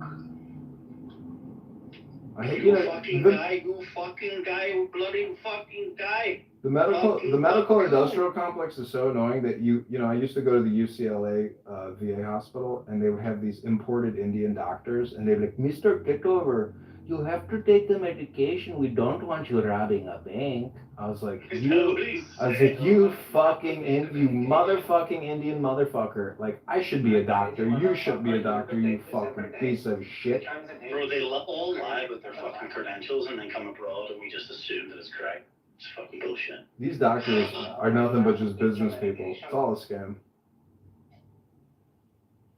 A physical therapist does more. A physical therapist does more for your health than any of these fucking doctors. Bro, blowing your load in a chick does more for your fucking mental health. Probably. You're fucking right. It's like, did you eat meat and fatty and protein breakfast this morning and have you had your dick sucked? Like, if they could prescribe that for everyone, like, I think that mental health would be cured around the world. I know. Imagine if you could go to the gym, lift a bunch of weights, stick your dick in like a hole, an automated jerk-off hole. No glory holes, bro. There's like some nigger's gonna guillotine it off, right? So like it's gotta be in a warm body, preferably female. No, it must be female. Did you ever see the movie Road to Wellville? It's with Ferris Bueller. Anyways, the whole premise is in America during like the late 1900s, they used to jerk off women who had anxiety. They created a machine that would give a woman an orgasm. Yeah. Like a city? Bro, did you ever see this thing where there's some doctor can he created what the fuck was it? It's like some kind of treatment where basically have you ever been in, when you get a hearing test, right? They put you in the fucking soundproof box, and then you have to press the fucking button for which you hear and when you hear the beep. No? Do you know Yeah, I've done that. Man. Right. Yeah. This fucking this doctor, I can't remember the fucking name. I'll ask ChatGPT, but basically created this treatment for women to improve. I can't even remember what it was for, but basically it was just a shtick that he could just put his wife in the fucking soundproof box for a couple hours and get his headpiece. Wait, what? Say that again? He used to eat. It was bullshit. he used to just do it to put his wife in the fucking soundproof box for a couple of hours so that he would like get his headpiece. So he made up like a fucking fake treatment just to shut his fucking wife up for a couple of hours. That's awesome. That is beautiful. It's a real Jew move. That's part of the problem in relationships is people basically do Clubhouse with each other, and it's like experiencing Clubhouse where you're like, I fucking hate this. Like, well, I'm not. The bit that I hate is it's actually Jewish as well. Actually, I realize how comfortable Jewish people are. That's amazing. It's the Jewish TV. It basically conditions or trains females in particular how to argue, right? And that's why it's so predictable in like almost any language. I've been in airports and people don't even speak English, and I can just be like nudging the person beside me and be like, watch, it's about to take off. Oh, look. And it's like music. It's like a musical note. There's like a build up, there's high, and there's a low, and then another high. It's just like, and then you can see it going through the motions, right? And the TV, women particularly, they just mimic, they mime what they've seen before on TV, and they think that that's how you're meant to argue because that they've seen other people argue that way, and you don't have to. You don't have to do that bullshit, but they do it because that's what the TV does. So it's all learned behavior unless you actually read and create a large language network in your mind. It's like we are biological computers, and if you don't upgrade your software regularly, you're like an outdated model very quickly. So, I mean, education is everything. It's not about being outdated. Sometimes the old ways are the best, but it's if you don't choose your own programming, you're going to be programmed by someone else, and the plan that someone else has for you is not very good. So you better have a plan for yourself. Yeah. Oh, that's right. Mr. Anderson, have you taken your booster? That's right. Oh, Resistance is here. He wished death upon my family the other day. That was so lovely of you, Resistance. That's very nice. Resistance, this nigger has no kids. He has no kids. Fuck the Yahoos. Fuck Israel. Everyone is around him has swallowed his children. Fuck Israel. Fuck Israel. Fuck the Muslim nigger. Fuck you dirty monkey Jews. This has got to be a comedy show. Is everybody a comedian? Is that really what's happening here? Is everybody just a comedian? It's got to be what the answer is. Everybody thinks they're a comedian. I mean, couldn't you see Resistance on stage, like, doing comedy? Like, this is his comedy. Yes, I'm going to come on stage. I love Auschwitz. It's a beautiful place. I love Auschwitz. Why don't you go to Resistance? Why don't you go to Barstool Sports? Like, go to their actual bars and do a comedy show. So what's his face? You can pop his head. Oh, he's scared. He's been hiding. We're looking for him. The dude from Barstool, that big old weasel. It's mad because the whole world hates you and wants you dead. Oh, everybody knows that Israel's a piece of shit. They want them dead. Everybody knows blacks. Everyone knows. I don't give a fuck about the blacks. Everyone knows. Fuck the white people. Fuck the white man. We want you dead. And if that was true, I respect that. If that were true, though, I just trust me. I went toe to toe with Sam about Jesus, and then I get a little about something. Like, no, man. When he picks certain hadiths, like the thing about Satan or dogs or noses and stuff like that, even in our most heretical, I'm trying not to be heretical, but like passages in the Bible, I cannot see the comparison, and maybe it's because Sammy or she was on stage, she explained it like it's more modern as far as a whole entire religion, and for that I can give respect to that. That it's just not as modernized, but still, it's not in any comparison. Anything that I've heard a Jewish person talk about, like any of my friends that are Jewish, straight up, nothing that's in the Old Testament, and then nothing that I mean is anything that touches in the New Testament or so. I'd like to hear I don't know. I'm sorry. Yeah? Do you believe in evil donkeys? Can you give me the passage in the Bible that you're referring to? And go. Yeah, you don't believe in that one. Including the donkeys. No, you guys don't believe in the Most High, right? Like you're saying, like it stands giving you We got vital line. We call him energy. We call him universal energy. And then we'll be the most high, right? Are you guys big fans of Deepak Chopra by chance? Are you guys fans of Deepak Chopra? Is that right? I don't know what the fuck you saying. Yeah, I don't know who that Deepak is. Chopra is? No. Oh, it seems like right in line with what you guys are pitching. No, he is. They are not like Deepak Chopra. Deepak Chopra is all about the now. And when you are in the now, you know that people who espouse political propaganda, they are not part of the solution. They are part of the problem. Thank you, Honey Badger, for considering my Deepak Chopra impersonation. Nobody's ever understood that they're only projecting or predicting the future and reprocessing what they experienced in the past. Have you ever done meditation, Cora, with Deepak Chopra's? No. I am a Dzogchen Buddhist when I meditate. You know, Cora, I think you're very smart, but I think if you went to a meditation retreat at the Deepak Chopra Yoga Meditation Facility Incorporated, you might achieve a higher state of understanding and enlightenment. I go to a Vajrayana silent retreat, John. Come on. I got on stage pitching. Yeah, he thought we was one of them Christians, man, or one of them Muslims and shit. This is what he going, man. And y'all picked the wrong one, man. I just want to know, are the African Americans descendants of true Atlanteans? Don't get racist. Yeah. And did you believe that the movie... Hey, but I tell you what, we know daddy.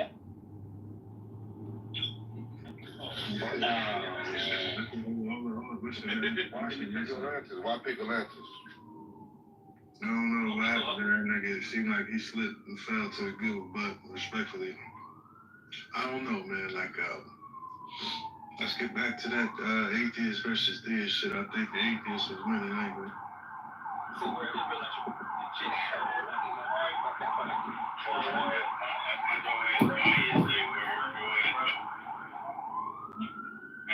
I'm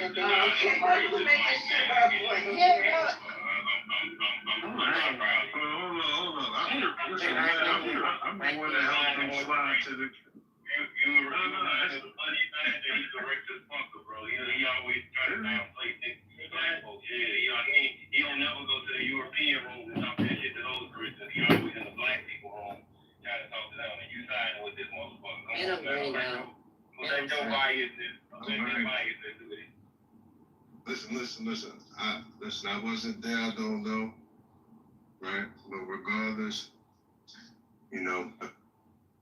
I heard the racist shit. I slid it to the group, but. Hey, say you didn't hear him say Hinduism is then flying monkeys. Yeah,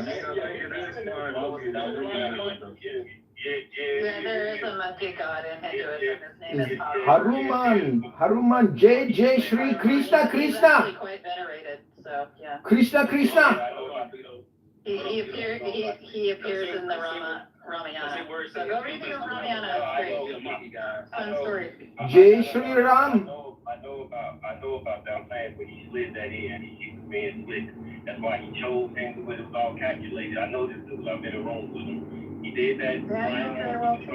That's all he shot at for people in here that's black. That's what he did. So he's not slick. That's why he's quiet. You see, he don't talk that to me because I've exposed him in multiple rooms. He's gonna stay on mute.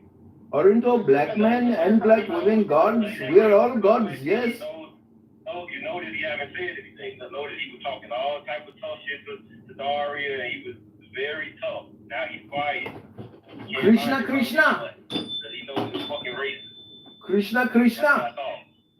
I'm pretty sure Harmon is blue. Let us chant the Bhagavad Gita and be Bhagavans. No, the blue one is Krishna. Hanuman is a monkey, Cora.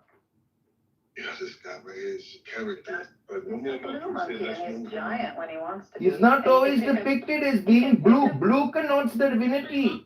I don't know if you can hear me. Just let me know when I can, say something. Go ahead.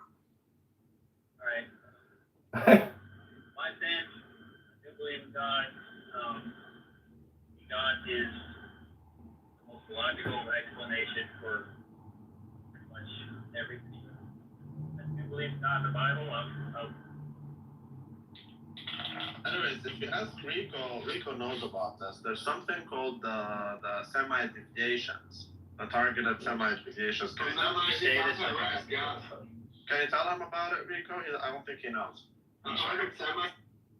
Age at the age of 9. Yes. Okay, so you said that she did not had her period, right? It doesn't matter if he had her period or not. Okay. The fact is that your prophet had a sex with a minor and he was 54 years old. Yeah, it's okay, but like the Jewish people used to marry 10-year-olds. It's okay. It's everywhere. Paul in First Corinthians did the same thing. So like it's all their They said the minimum age of marriage was 13, but everyone knows that is not the case. No, that's not what Paul said. That is not what Paul said. Let's continue. Yeah, so where was I? So Sam, would you kindly read the hadith? I think Sam, would you kindly read the hadith, please? The messenger sent for me one coat morning, so I came to him. He was under the quilt with one of his wives, so he let me under the quilt. We became 3. Oh, they had a little snuggle fest. That's nice. That's cute. No, I was talking to one of them in the side chat, but that's funny. In chat. So recently Not I the was jizz one? Alright. Yeah, the jizz one. This one. It said, I asked Aisha about the clothes full of jizz, and she said, I used to wash the jizz off the clothes of Allah, and he would go for prayer. Well, there were still water spots that were still visible. I mean, okay, so like at least he's trying to clean the jizz off his clothes, you know. I mean, he's a busy man. He can't wait for his jizz to dry off when it's cleaned up. You know, so I don't see a problem. And here's one that I do see a problem with. So this is from Sahih al-Bukhari. This is Hadith 77. It says, when I was a boy of 5, I remember the Prophet took water from a bucket with his mouth and he spit it in my face. So Muhammad is spitting on the face of 5-year-olds. Like, that's funny. Okay, what number is that, Sam? I would like to read it actually. I'm reading this too. This is Sahih Bukhari. God will give me this ability for blessing me. I think it's 77, but. To say thank you. Yeah. God will give me this ability 77. for blessing 77 in Bukhari. Let's see. Here it is. The same one is what the sun almost had the same one.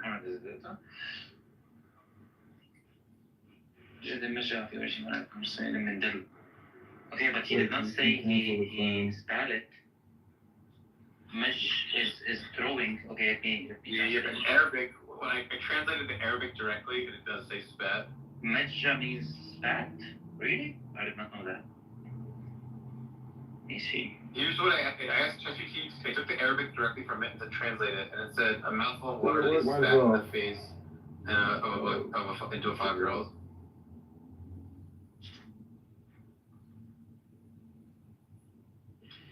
Yeah, Muhammad said he's spitting on 5-year-olds.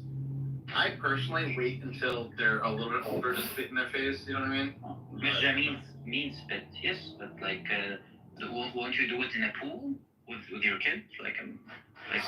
Why is it so weird? I don't often spit in the face of 5-year-olds, especially. He didn't say he was in a pool. He said they were just drinking from a bucket, and he just spat in the face of a 5-year-old. Why would he spit in his face? Like, why? Because he's a fucking weirdo, bro. Why the fuck else would he do it? Like, no, because it's playing. Oh yeah, so when I'm 5 years old and I'm hanging out with some 50-year-old guy and he drinks from the bucket and he just in my fucking face.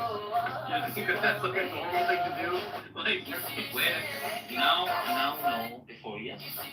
The same thing, like the Prophet used to lick the mouth of his grandson. It was playing. Do you know that? I'm helping you now, Sam. Wow.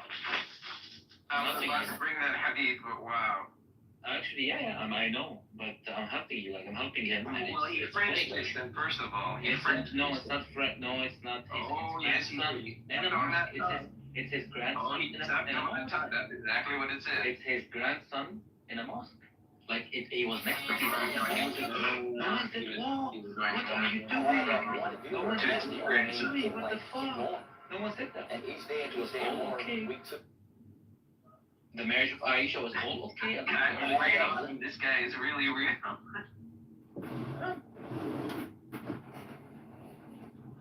So, the other day, here's what I was doing. I was hanging out with a bunch of 5-year-olds, as a kindergarten teacher, and I just kept chugging water and just spitting in their face one at a time, like, hatu, hatu, hatu, hatu. And then all the kids were like, why are you spitting in our faces? And I'm like, I am the prophet of Allah.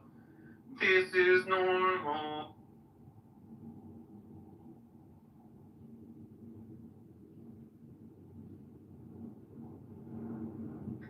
Hey Sam, check this hadith out, man. I think you're gonna laugh.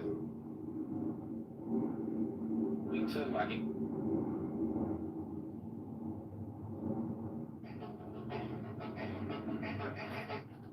Sam, you got this hadith? Yeah, I think you're Shia. Okay, I understand you. Is the hadith in your PTR? No, I just put it on the side chat. He's the next Muslim. He's not Shia.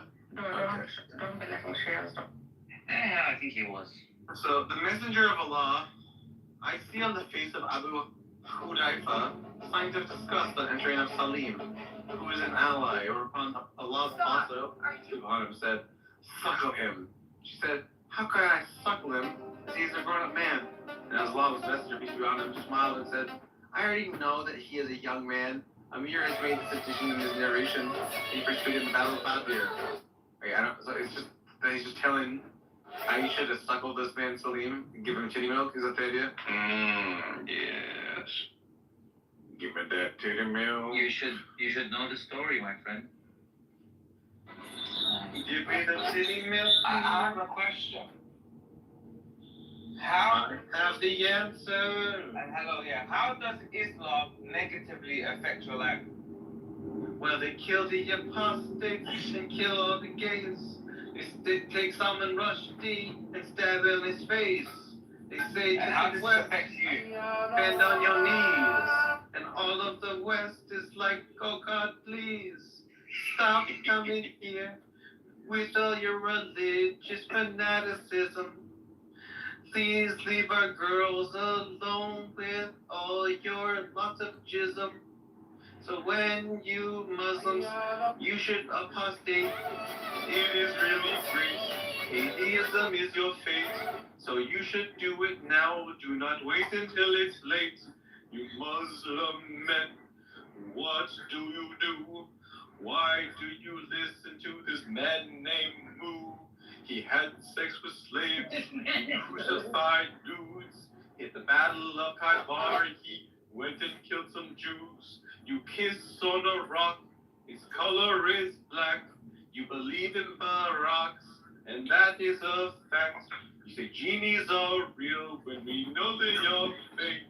So I think that you should take a lesson from me. And know that your religion is real. Atheism is the truth. I said atheism is the truth.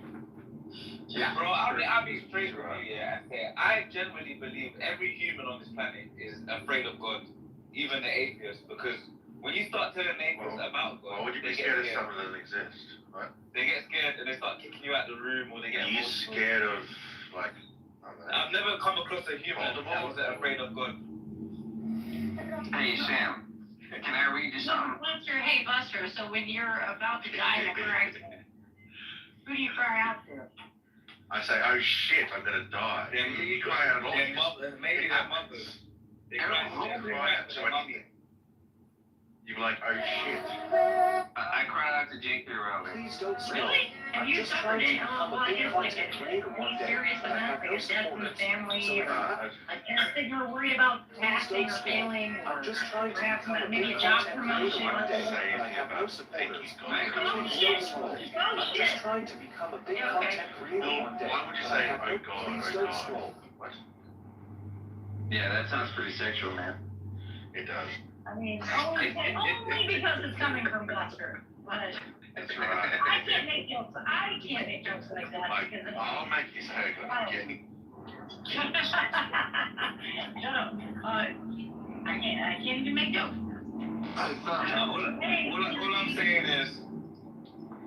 All I'm saying is humans either two things. There's either two things. Either they're afraid of God or they hate God, and then they join to the devil.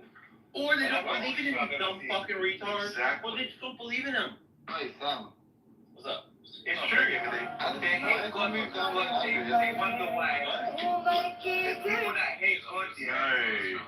What's up, Izzy? Why did you move down me and Andrew yesterday and then make this? You have to understand that I literally don't even remember doing that, and it might have been like a sleepwalking thing. I swear on my life, I don't remember doing it. You were sleeping clubhouse and you came Sam? Jeez. But you have to understand a weird fact about me is I don't remember anything I do like 5 minutes before or after I sleep. So like, you can guess at me pretty hard. Like, hey Sam, just out of curiosity, do you have a wife? Not anymore. Do you used to hit her harder than your slave, or lesser than your slave?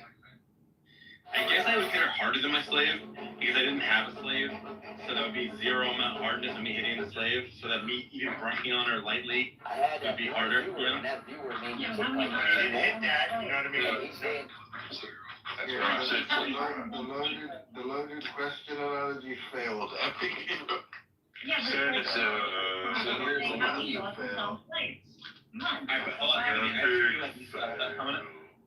Here's the estimate new hadith that I want to jump in. So Sahih al-Bukhari 5204 says, Abdullah bin Zam'a, the Prophet said, none of you should flog his wife as he flogs a slave, and then have sexual intercourse with her in the last part of the day.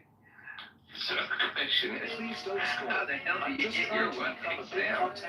Well, I didn't hit her. I mostly just used like being selfish, not doing the dishes, like not being supportive. That was like my mostly emotional damage, you know, more so than physical. Anyway, I'm gonna read some interesting hadiths. Muhammad spits on 5-year-olds. That's Sahih Bukhari. We got angels hate onions. That's Sahih Muslim. If a woman turns down sex, the angels will curse her warning, "Fuck you, bitch." Kill all the dogs, but hold on, don't kill that many dogs. Don't just kill the black ones, because they're fucking devils, those black dogs. Put on your shoes with the right shoe first, but take your shoes off with the left shoe first, because you know that's important. That's an important thing to do, you fucking weirdo. Wipe your ass with an odd number of stones. Don't eat with your left hand, because Satan eats with his left hand. Angels cause thunder. Can you Muslims not understand how fucking silly this shit sounds? How fucking goofy it is that you say you have to believe this stuff? Can I quote None of this is real. None of this is fucking real, obviously. If I told you, hey buddy, guess what? You should wipe your ass with 27 stones, and actually there's a goblin in the clouds, and also, you know what? The goblins, they hate fucking titty milk, and you know what? You kill all the green bunnies, even except you're a fucking retard. Yeah, because it's retarded, you fucking dinguses. What the fuck is wrong with you guys? Here's another hadith that I like as well. You like the sexual those feelings. I think you should get an appreciation for the silly ones. I think the silly ones are better than the sexual ones. Like, Muhammad being a sexual predator is that's funny. I like the misogynistic, racist. I don't think all that sort of thing. I like the goofy ones. I'm more X-rated. Like, I like to laugh really hard, like with the X-rated stuff, because that's who I am. I love hard jokes. Non-PC jokes. I love them.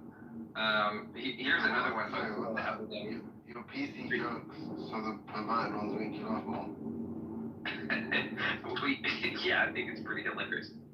So in terms of Sunan Abu Dawud 3922, it says Abu Dawud said, Omar said, a mat in the house is better than a woman who does not give birth to a child.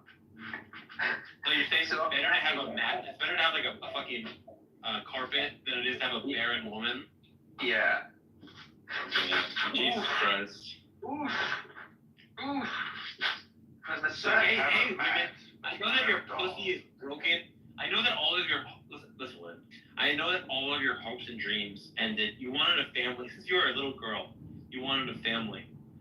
it's hard. You didn't control that your womb was barren and that you couldn't give birth. And I understand that like that wasn't any fault of your own that you have a barren womb. But you're worse than a fucking carpet. You're worse than a fucking carpet, bitch. I can show you the world.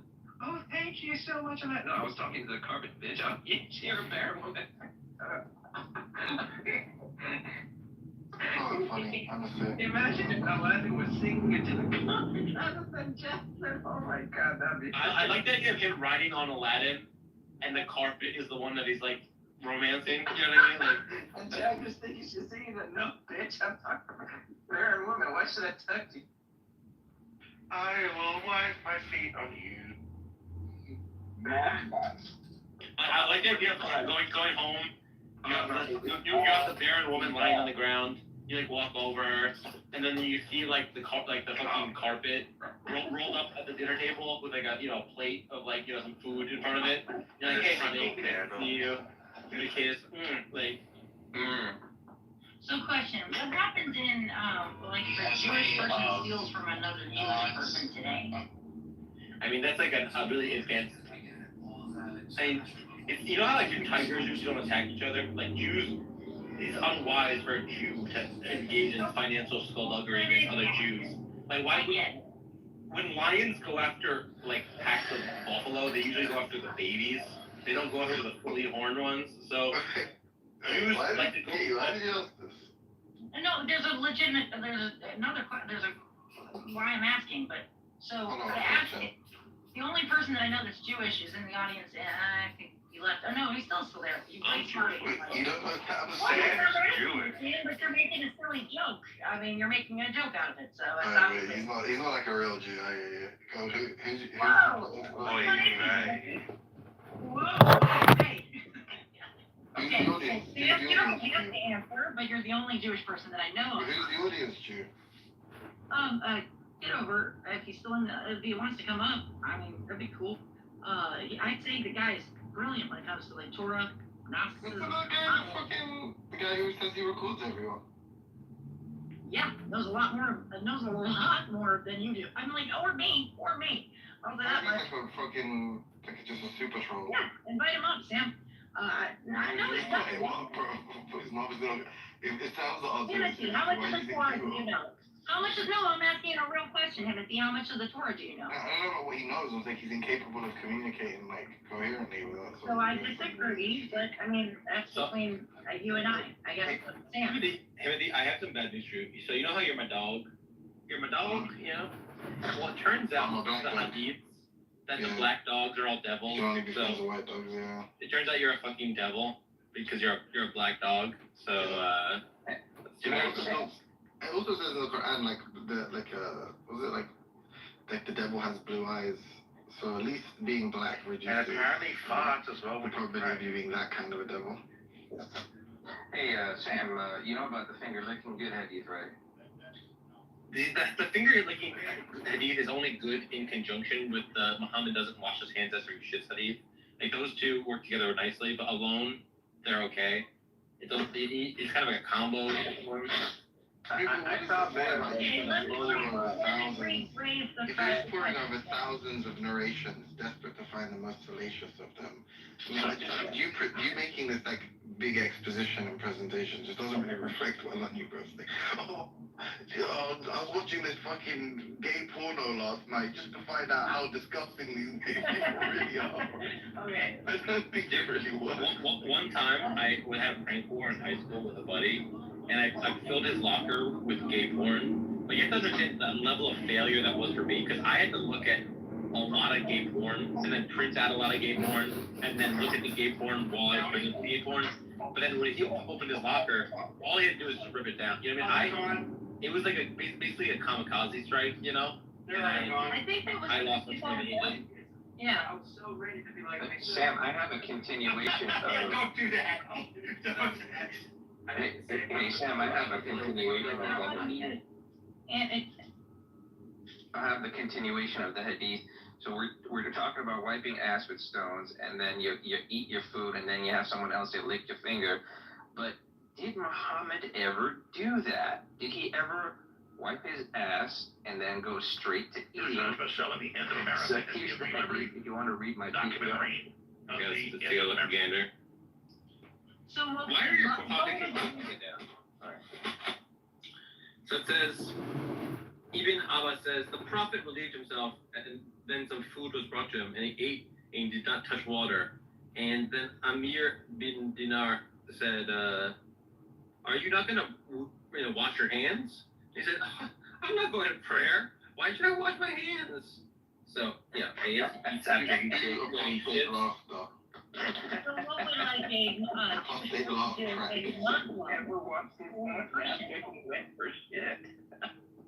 I feel it. No one thinks you're laughing sincerely. I was about like. What do you mean? Yeah, I laugh, dude.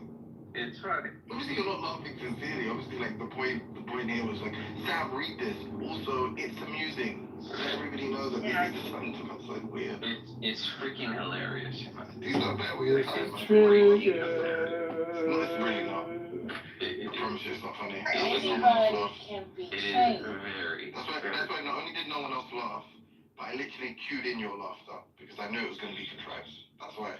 Yeah. That's why that's like we. That's why people are pretty convinced it's not funny.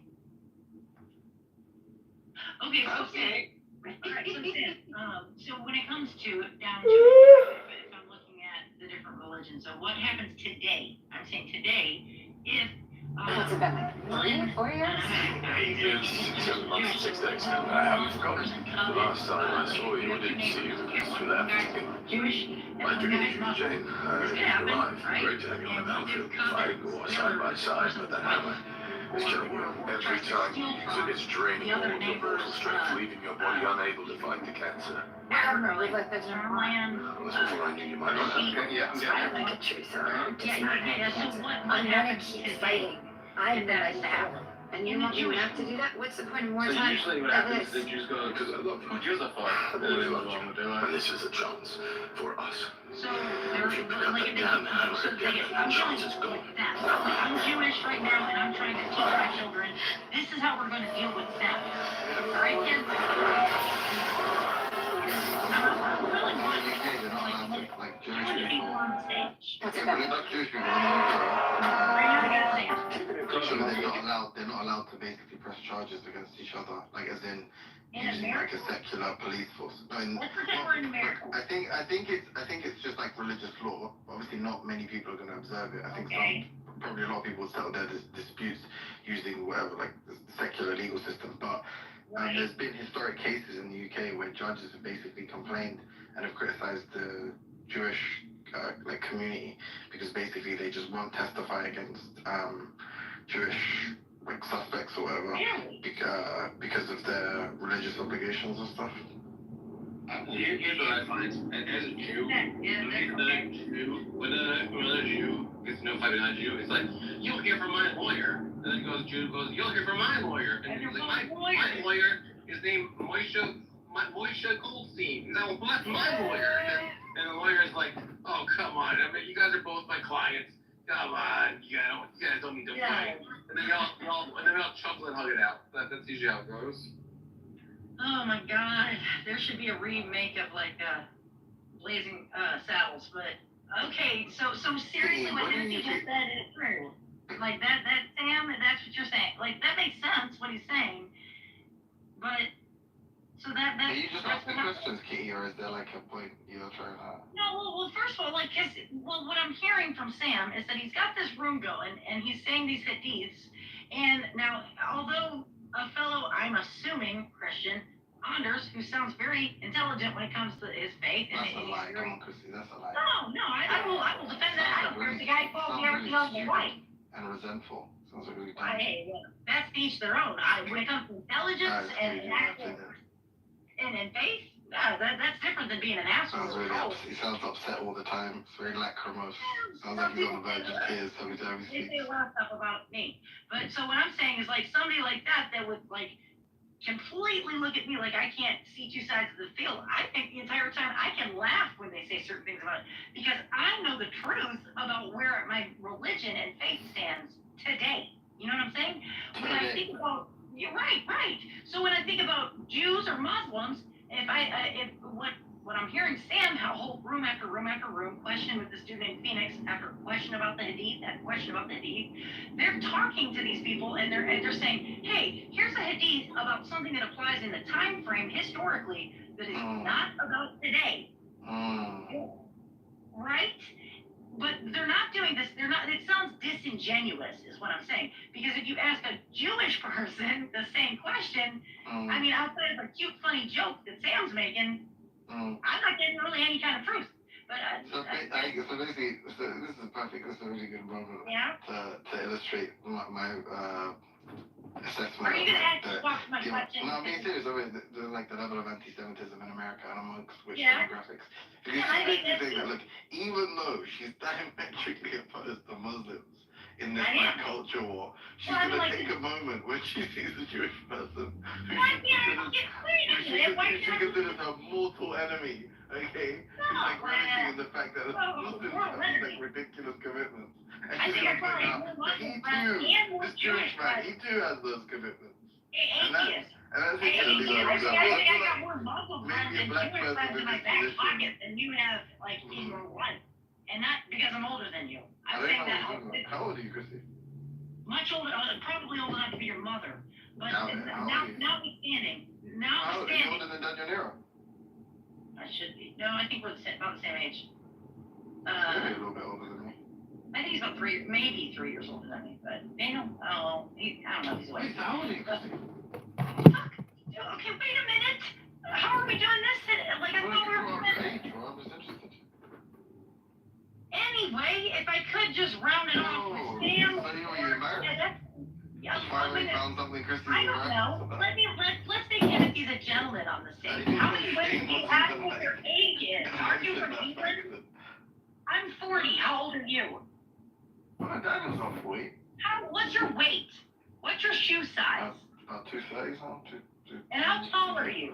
6'3". Yeah, I'd like to see pictures of that because it sounds like you got little man complex. But that's beside the point. Now that we've made this a personal thing, forget it, Sam. I don't have a question. You just make it age, I mean, like, you're the one asking a woman what her age is. You can't I don't know, you brought it up, I suppose.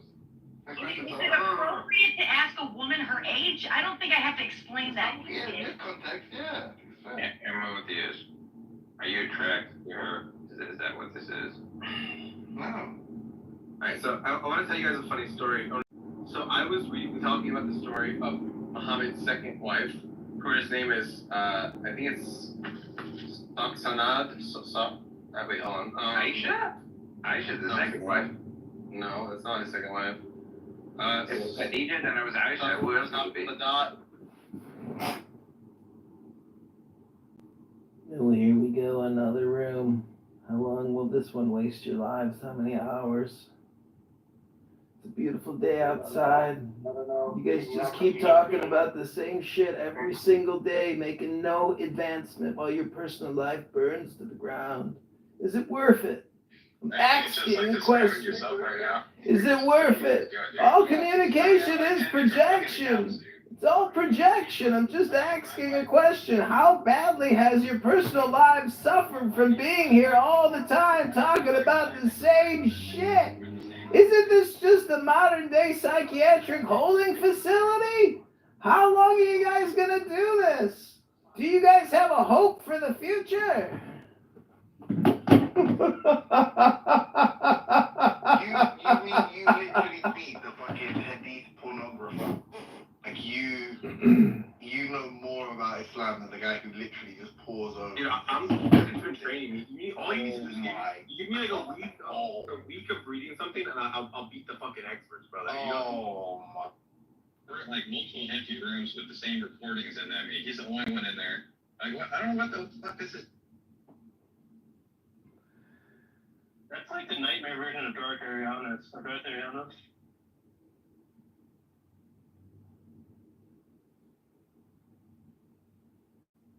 He just feels very righteous that he likes to tell people that they're wasting their time talking about stuff and arguing about stuff.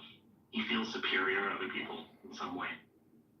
It's not superiority. I think I'm accurately diagnosing the problem by saying you're all stroking your egos and wasting your time. Prove me wrong.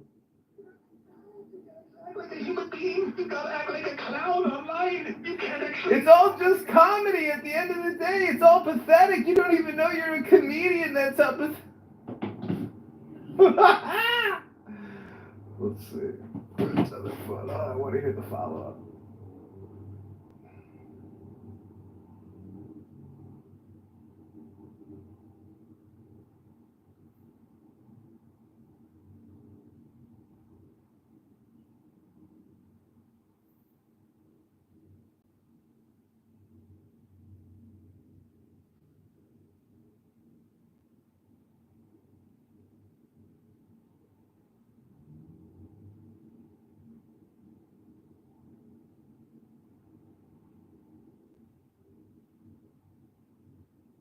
Andrew, what do you think about Venus's brutal takedown of psychophysical harmony? Did you hear what he was saying? You guys are gonna talk about yesterday or today? I mean, any new topics? Anything interesting? You can't actually have a life. Go outside. Are you triggered?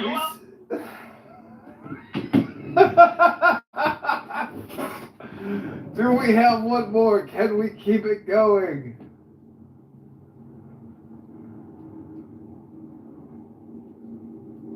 Thank you.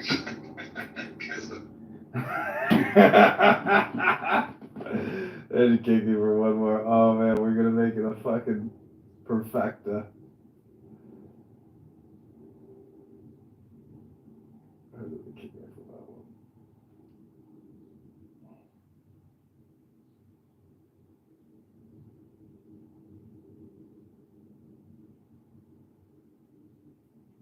Against the U.S. Constitution and our U.S. government, like all of us old retired people will bring everything that we have to a collection point, and it'll be a fucking war that you've never seen on American soil. Well, I hope that will not come to this. Dude, I hope it comes on board. Because people would die. Innocent people. Yeah, unlike heck, not as many as Americans. I'm talking about innocent American people would die. Yeah. Anyway, Please try. What do you mean? If you would have like a war inside America? Please try. You know there are more guns in America than there are Americans in America? So Americans will die. I mean, you're proving my point. Like, why are you... Yeah, but how are you going to get here and be an ineffective, unit against Americans? You might get here with 100 people, but you might only live for, a day or two. You all die. But there are other Americans. You're fighting other Americans, dude. Do you understand? No, we're getting our illegals out of our country. I'm talking about the legal ones. All of them are legal, not the illegal ones. It's not well, if you're a legal person that is literally trying to, stop the arrest of an illegal because you're legal, you're obstructing justice. And that's a physical form. And now you're breaking the law. And I'm going to put you in jail for 2 years because you're obstructing justice. Literally, we're having two different conversations. No, I don't think you realize that the protesters, for everyone that puts hands anywhere near a cop, yeah, they get 2 years at a minimum. Yeah, I wasn't talking anything even remotely about this. That's fine. Well, we're talking about if it's good for the goose.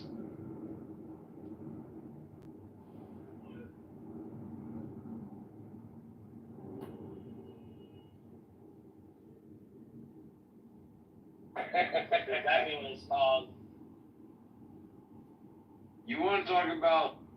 It was the Prophet Muhammad was having multiple wives because for a reason, okay, and just no hadith and no somebody spoken on his tongue to say that he does something like that. Okay, if you died 10, 100 years ago. And I said, like, okay, you just insulted Kitty in the middle of the room. Who would believe?